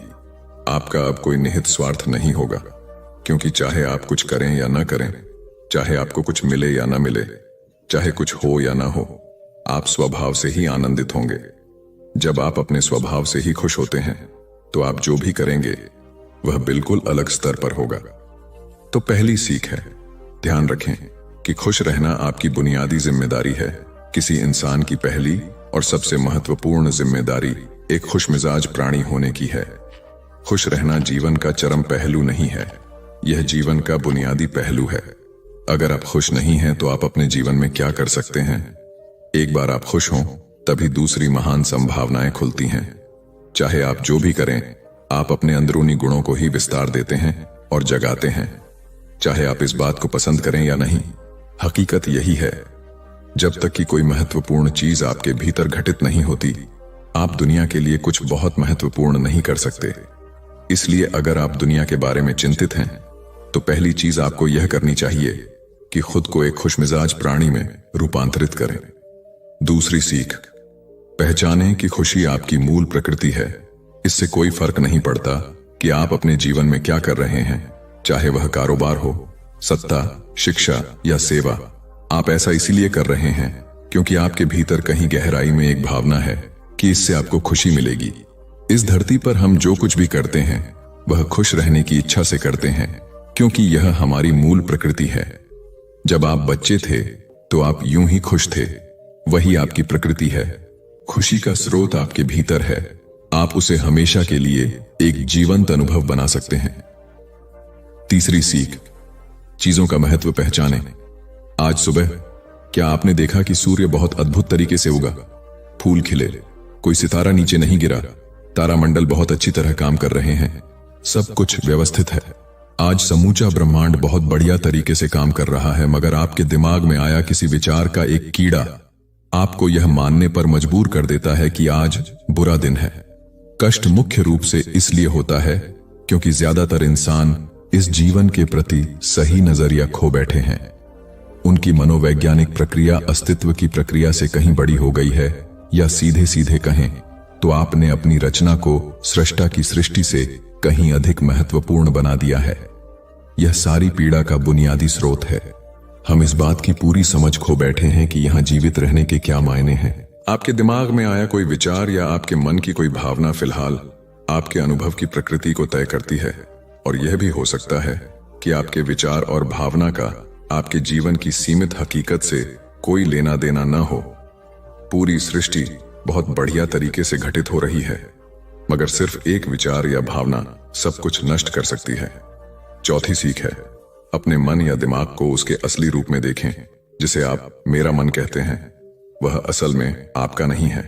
आपका अपना कोई मन नहीं है, कृपया इस पर ध्यान दें। जिसे आप मेरा मन कहते हैं, वह बस समाज का कूड़ेदान है। कोई भी और हर कोई जो आपके पास से गुजरता है, वह आपके दिमाग में कुछ ना कुछ डाल जाता है। आप वाकई यह चुन नहीं सकते कि किससे आपको चीजें ग्रहण करनी है और किससे नहीं करनी। अगर आप कहते हैं मुझे यह व्यक्ति पसंद नहीं है, तो आप किसी भी और से ज्यादा उस इंसान से ग्रहण करेंगे। आपके पास कोई चारा नहीं है। अगर आपको इस बात की जानकारी हो कि उसे ठीक करके कैसे इस्तेमाल करना है, तो यह कूड़ेदान उपयोगी हो सकता है। असर और जानकारी का यह ढेर जो आपने जमा किया है, वह सिर्फ दुनिया में जीवित रहने के लिए उपयोगी है। आप कौन हैं, इससे उसका कोई संबंध नहीं है। पांचवी सीख, मन से अपने बुनियादी अस्तित्व की ओर बढ़े। जब हम किसी आध्यात्मिक प्रक्रिया की बात करते हैं, तो हम मन से अपने बुनियादी अस्तित्व की ओर जाने की बात करते हैं। जीवन का संबंध इस सृष्टि से है जो यहां मौजूद है। उसे पूरी तरह जानना और उसके असली रूप में उसका अनुभव करना, अपने मन मुताबिक उसे विकृत न करना ही जीवन है। अगर आप अस्तित्व की हकीकत की ओर बढ़ना चाहते हैं, तो सरल शब्दों में आपको बस इस बात का ध्यान रखना होगा कि जो आप सोचते हैं वह महत्वपूर्ण नहीं है, जो आप महसूस करते हैं वह महत्वपूर्ण नहीं है। आप जो सोचते हैं उसका हकीकत से कोई लेना देना नहीं है, उसका जीवन के लिए कोई बड़ा महत्व नहीं है। मन बस उन फालतू चीजों में उलझा रहता है जो आपने कहीं और से इकट्ठा किया है। अगर आपको वह महत्वपूर्ण लगता है तो आप कभी उसके परे नहीं देख पाएंगे। आपका ध्यान स्वाभाविक रूप से उस दिशा में जाता है जिसे आप महत्वपूर्ण मानते हैं। अगर आपके विचार और आपकी भावनाएं आपके लिए अहम हैं तो स्वाभाविक रूप से आपका सारा ध्यान वहीं होगा। मगर यह सिर्फ एक मनोवैज्ञानिक हकीकत है। इसका अस्तित्व में मौजूद चीजों से कोई लेना देना नहीं है। कष्ट हम पर बरसाया नहीं जाता, उसे पैदा किया जाता है और उसे बनाने वाला कारखाना आपके मन में है। अब इस कारखाने को बंद करने का समय है। छठी सीख, सब कुछ पाने की कोशिश न करें, अभिव्यक्त करना शुरू करें। आज हम इतने जोर शोर से खुशी की तलाश कर रहे हैं कि धरती का जीवन ही खतरे में पड़ गया है। खुशी की तलाश में न रहें, दुनिया में अपनी खुशी को अभिव्यक्त करना जानें। अगर आप मुड़कर अपने जीवन को देखें तो आपके जीवन के सबसे खूबसूरत पल वे थे जब आप अपनी खुशी को अभिव्यक्त कर रहे थे, न कि जब आप उसकी तलाश कर रहे थे। जो आप बचाते हैं वह कभी आपका गुण नहीं होगा। जो आप फैलाते हैं, जो आप बिखेरते हैं, वह आपका गुण होगा। अगर आप अपनी खुशी को बचा बचा कर रखेंगे तो जीवन के अंत में कोई ऐसा नहीं कहेगा उसने अपने अंदर खुशी का एक एक अंश बचा कर रखा, वह बहुत खुशी के साथ मरा। वे कहेंगे, यह भयानक प्राणी अपनी जिंदगी में कभी मुस्कुराया तक नहीं। लेकिन अगर आप हर दिन अपनी खुशी और प्यार को फैलाएंगे तो लोग कहेंगे, अरे वह एक खुश मिजाज और प्यार करने वाला इंसान था। 7वीं सीख, पंटर सुख और दुख में मुस्कुराइए। सुबह जब आप उठते हैं तो पहली चीज आपको यह करनी चाहिए कि आप मुस्कुराएं। किस पर? किसी पर नहीं, क्योंकि आप जगे, यह कोई छोटी बात नहीं है। लाखों लोग जो कल रात सोए थे आज नहीं उठे, मगर आप और मैं उठे। क्या यह बहुत बढ़िया बात नहीं है कि आप जगे? इसलिए अपने जगने पर मुस्कुराइए। इसके बाद आसपास देखिए और अगर कोई है तो उन्हें देखकर मुस्कुराइए। बहुत सारे लोगों के साथ ऐसा हुआ कि उनका कोई प्रियजन आज सुबह नहीं जगा। आपको जो भी लोग प्यारे हैं वे जगे। वाह, ये तो बहुत अच्छा दिन है ना? फिर बाहर जाइए और पेड़ों को देखिए, वे भी पिछली रात को नष्ट नहीं हुए। बहुत से लोगों को यह अजीब लग सकता है, मगर आपको इसका महत्व तब पता चलेगा जब आपका कोई प्रियजन सुबह नहीं उठेगा। इसका महत्व जानने के लिए तब तक का इंतजार ना करें। यह कोई अजीब या हंसने वाली बात नहीं है। यह सबसे कीमती चीज है कि आप जीवित हैं और जो भी आपके लिए मायने रखता है वह जीवित है। इस दुर्भाग्यपूर्ण रात जब इतने सारे लोग नहीं उठे और कितने सारे लोगों के प्रियजन नहीं उठे, तब आप और आपके प्रियजन उठ पाए। क्या यह शानदार चीज नहीं है? इसका महत्व समझें और कम से कम मुस्कुराएं। कुछ लोगों को प्यार से देखना सीखें। 8वीं सीख, खुद को याद दिलाएं। बहुत से लोगों को यह सब भूलने में बस घंटा भर लगता है और जल्दी ही उनका रेंगने वाला दिमाग किसी को काटने के लिए आतुर हो जाता है। इसलिए हर घंटे खुद को एक खुराक दें, जीवन की अहमियत याद दिलाएं। अगर आप बहुत ही संवेदनहीन हैं तो हर आधे घंटे में खुद को याद दिलाएं। अगर आप भीषण रूप से संवेदनहीन हैं तो खुद को हर 5 मिनट पर याद दिलाएं। अपने आप को याद दिलाने में बस 10 सेकंड लगते हैं। आप इसे बस 2 सेकंड में भी कर सकते हैं। मैं जीवित हूं, तुम जीवित हो, और क्या चाहिए? 9वीं सीख, जो आपके अंदर है उसे बदलें वर्तमान में। आपके जीवन की गुणवत्ता उन कपड़ों से तय नहीं होती जो आप पहनते हैं। वह आपकी शैक्षिक योग्यताओं, आपकी परिवार की स्थिति या आपके बैंक बैलेंस से तय नहीं होती। आपके जीवन की गुणवत्ता इस पर निर्भर करती है कि आप अपने भीतर कितने शांत और खुश हैं। निश्चित रूप से जिसे भोजन नहीं मिलता और जिसके पास जीवित रहने के लिए जरूरी बुनियादी चीजों की कमी है, वह शारीरिक रूप से बहुत कष्ट में होगा। इस पर ध्यान दिए जाने की जरूरत है। ऐसे लोगों के लिए हमें उन बुनियादी चीजों की व्यवस्था करनी होगी, मगर बाकियों के लिए उनकी जरूरतें एक अंतहीन सूची है। आपको लगता है कि कार चला रहा आदमी सड़क पर पैदल चल रहे आदमी से ज्यादा खुश है? नहीं, आपके पास क्या है उससे यह तय नहीं होता। यह इस पर निर्भर करता है कि वे उस समय कैसा महसूस कर रहे। 10वीं और आखिरी सीख, अपने आप को दूसरों से तुलना करना छोड़ दें। ज्यादातर लोग इसलिए दुखी नहीं होते क्योंकि उनके पास किसी चीज की कमी होती है। वे दुखी इसलिए होते हैं क्योंकि वे खुद की तुलना किसी और से करते हैं। आप एक मोटर बाइक चला रहे हैं, आप किसी को मर्सिडीज चलाते देखते हैं और खुद को दुखी कर लेते हैं। साइकिल पर चलने वाला कोई व्यक्ति आपको मोटर बाइक पर देखता है और यह उसके लिए लिमोसीन है। पैदल चलता कोई व्यक्ति साइकिल को देखकर सोचता है, अरे वाह, अगर मेरे पास सिर्फ यह साइकिल होती तो मैं अपनी जिंदगी में क्या क्या कर लेता। यह एक बेवकूफाना खेल है जो चलता रहता है। जो लोग खुश रहने के लिए बाहरी हालात पर निर्भर रहते हैं, वे कभी अपनी जिंदगी में सच्ची खुशी नहीं महसूस कर पाएंगे।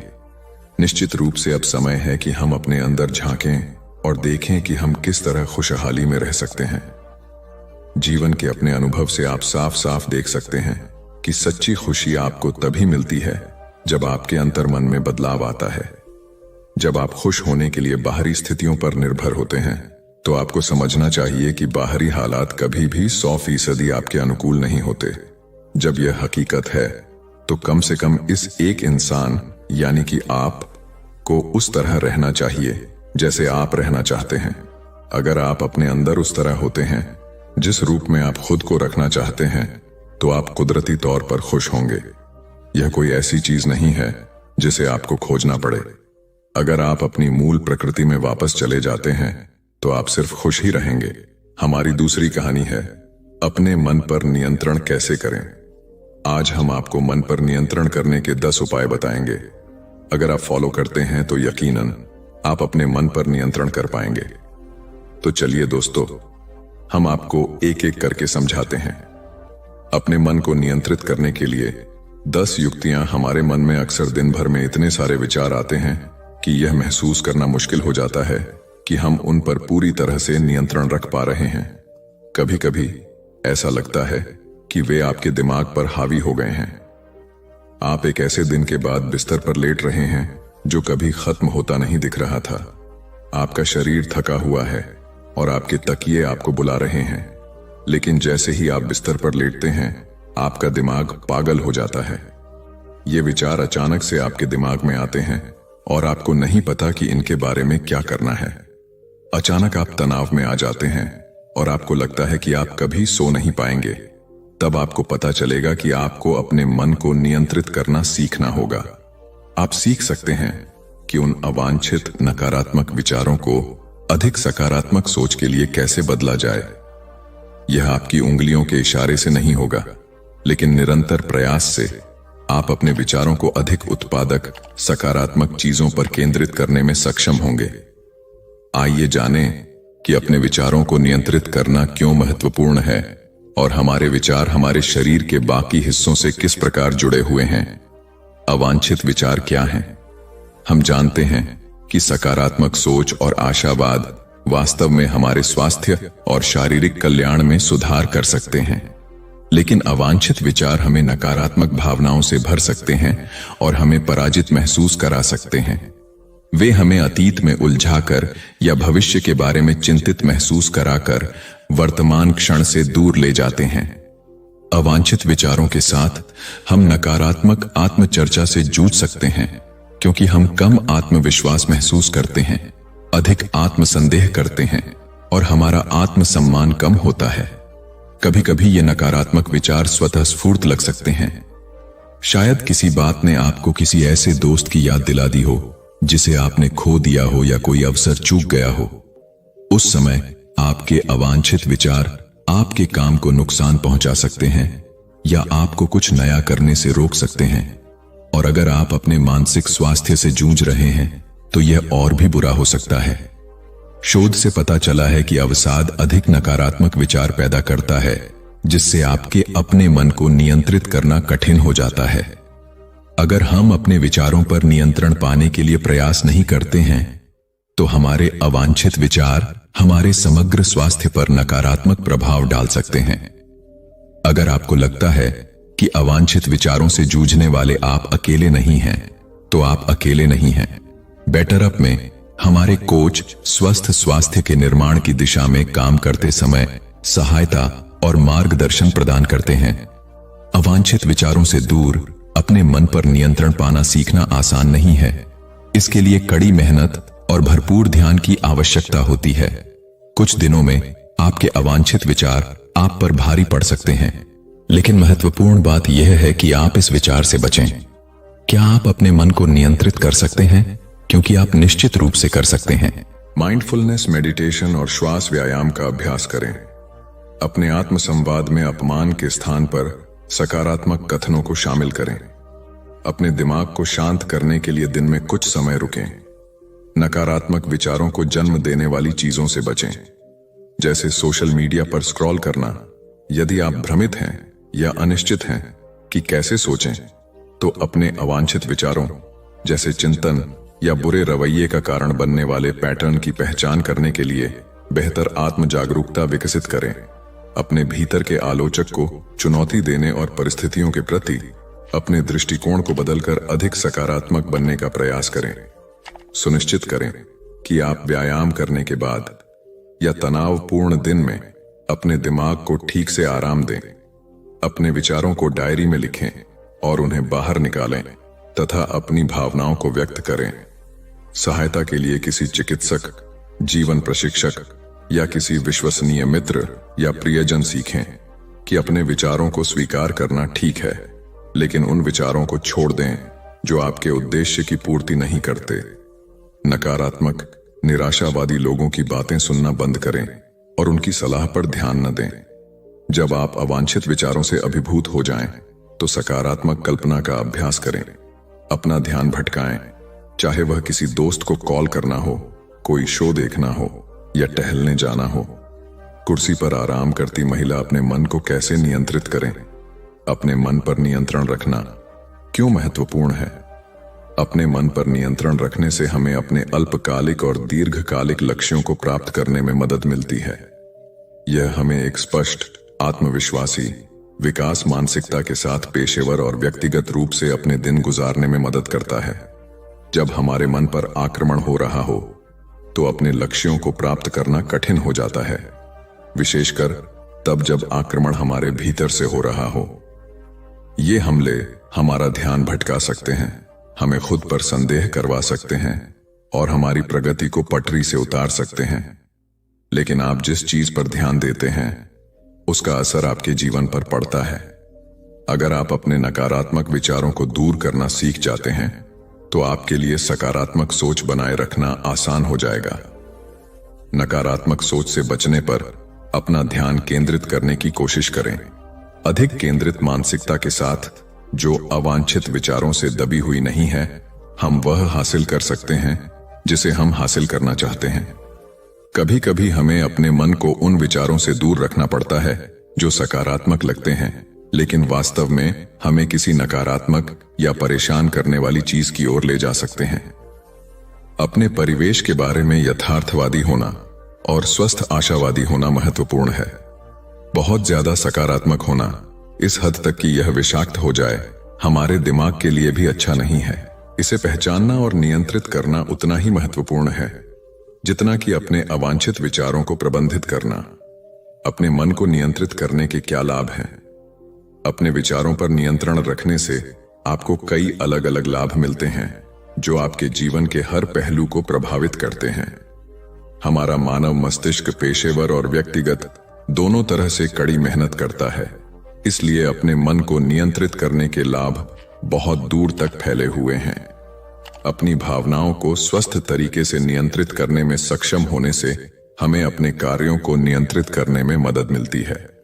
हम हर दिन कई तरह की भावनाओं को महसूस करते हैं और उन्हें व्यक्त करना महत्वपूर्ण है, लेकिन नियंत्रण छोड़ना सीखना भी महत्वपूर्ण है, और यह हमें उन विचलित करने वाले या अवांछित विचारों से छुटकारा पाने में मदद करेगा। अपने मन को नियंत्रित करने से आपको 8 लाभ मिल सकते हैं। आप अपने रिश्तों में सीमाएं तय करना जानते हैं, क्योंकि आप जानते हैं कि आपको क्या चाहिए और क्या चाहिए। आपके विचार अधिक उद्देश्यपूर्ण और सार्थक हैं। आप जीवन में अधिक स्वस्थ और खुशहाल जीवन विकसित कर सकते हैं। आप अपने सामने आने वाली किसी भी चुनौती पर रचनात्मक, प्रभावी तरीके से विजय प्राप्त कर सकते हैं। निर्णय लेने के मामले में आपके पास अधिक अंतर्दृष्टि है। आप में आत्म जागरूकता की भावना अधिक होती है। आप रात को बेहतर नींद लेते हैं क्योंकि आपका मन शांत रहता है। आप अपने विचारों के प्रति सजग हैं, चाहे वे सकारात्मक हों या नकारात्मक। हम कई स्थितियों में सावधान और नियंत्रण में रहने का अनुभव कर सकते हैं। काम पर समय प्रबंधन की अच्छी समझ होना ऐसा सिर्फ इसलिए नहीं होता कि हम अपने कैलेंडर का सही इस्तेमाल करते हैं। ऐसा इसलिए होता है क्योंकि हम अपने ऊर्जा स्तर, विचारों और कार्यों के प्रति, भावनाओं के प्रति सजग रहते हैं। इस नियंत्रण को छोड़ देने से हमें काम पर बर्नआउट के तनाव से उबरने में भी मदद मिलती है। हम सब कुछ नहीं कर सकते, चाहे हम कितनी भी कोशिश कर लें। अगर हम चिंता या उच्च तनाव के स्तर पर हैं, तो माइंडफुलनेस तब मददगार हो सकती है जब हम अपने मन को नियंत्रित करना सीख लें। माइंडफुल प्रैक्टिस हमें अपने तनाव को प्रबंधित करने और उसे कम करने में मदद करती है। शोध में यह भी पाया गया है कि माइंडफुलनेस मेडिटेशन और गहरी सांस लेने से लोगों को चिंता पर काबू पाने में मदद मिलती है। अपने मन पर ध्यान केंद्रित करने से हम अपने कार्यों और व्यवहार के साथ अधिक जानबूझकर हो सकते हैं। मन, शरीर और भावनाओं के बीच संबंध हमने अपने विचारों के बारे में बहुत बात की है, लेकिन हम यह नहीं भूल सकते कि हमें अपने मन को नियंत्रित करने के लिए अपने शरीर की स्थिति और भावनाओं के बारे में जागरूक होने की आवश्यकता है। चूंकि हमारा मन, शरीर और भावनाएं सभी एक दूसरे से जुड़े हुए हैं, इसलिए हमें अपने संपूर्ण व्यक्तित्व के बारे में सोचना होगा। जीवन जीने के लिए एक संपूर्ण व्यक्ति दृष्टिकोण का मतलब है कि यह सब आपके बारे में है। आप ड्राइवर की सीट पर हैं और विस्तार से बता रहे हैं कि आप क्या महसूस करते हैं, आपका शरीर कैसा काम कर रहा है और आपके दिमाग में क्या चल रहा है, और प्रत्येक भाग उतना ही महत्वपूर्ण है जितना कि अगला। जब आप अपने अवचेतन मन को नियंत्रित करना सीखने की कोशिश कर रहे हैं और इसके विपरीत, तो आप अपने भौतिक शरीर को कैसा महसूस होता है इसकी उपेक्षा नहीं कर सकते। हमारे मन, शरीर और आत्मा के बीच संतुलन बनाने का प्रयास, इससे हमें समग्र रूप से स्वस्थ रहने में मदद मिलेगी और हमारे निजी और पेशेवर जीवन को विपरीत नहीं माना जा सकता। अगर हमारा निजी जीवन स्वस्थ है लेकिन हमारा करियर हम पर भारी पड़ रहा है, तो हमारा समग्र स्वास्थ्य प्रभावित होता है। अपने करियर में सफल होने के लिए यह भी जरूरी है कि हम रात को ठीक से सोएं, संतुलित भोजन करें और सामाजिक संबंध बनाएं। अगर आप किसी एक क्षेत्र की उपेक्षा कर रहे हैं क्योंकि वह महत्वहीन लगता है, तो आप अपना जीवन नहीं बदल सकते। आप एक संपूर्ण व्यक्ति हैं और आपको अपने संपूर्ण स्व का ध्यान रखना चाहिए। याद रखें, आप अपने मन के मालिक हैं, जैसा कि संपूर्ण व्यक्ति दृष्टिकोण बताता है। अपने आप को यह याद दिलाना महत्वपूर्ण है कि आप नियंत्रण में हैं। कोई और आपको यह नहीं बता सकता कि आपको क्या सोचना चाहिए या क्या नहीं, इसलिए यह आप पर निर्भर है कि आप क्या काम करते हैं। कभी कभी अपने अवांछित विचारों को चुनौती देना और उन्हें दूर करने के लिए आवश्यक कड़ी मेहनत करना कठिन हो सकता है, लेकिन बहादुर बनकर और अब भी नकारात्मक विचारों से निपटना भविष्य में स्वस्थ, अधिक सकारात्मक सोच के लिए जगह बनाएगा। आप तय करते हैं कि आपके मन में कौन से विचार आते हैं और आप उनसे कैसे बातचीत करते हैं। भविष्य में अपने आप से पूछें, क्या आप अपने मन को खुद पर नियंत्रण करने देंगे या आप अपने मन को नियंत्रित करना सीखने की दिशा में काम करेंगे। हर किसी को यह महसूस करने का हक है कि उनका दिमाग उनका अपना है। यह आपको आवश्यक सहायता प्रदान कर सकता है ताकि आप अपने अवांछित विचारों से छुटकारा पा सकें और उन्हें ऐसे विचारों से प्रतिस्थापित कर सकें जो आपकी भलाई में मदद करते हैं।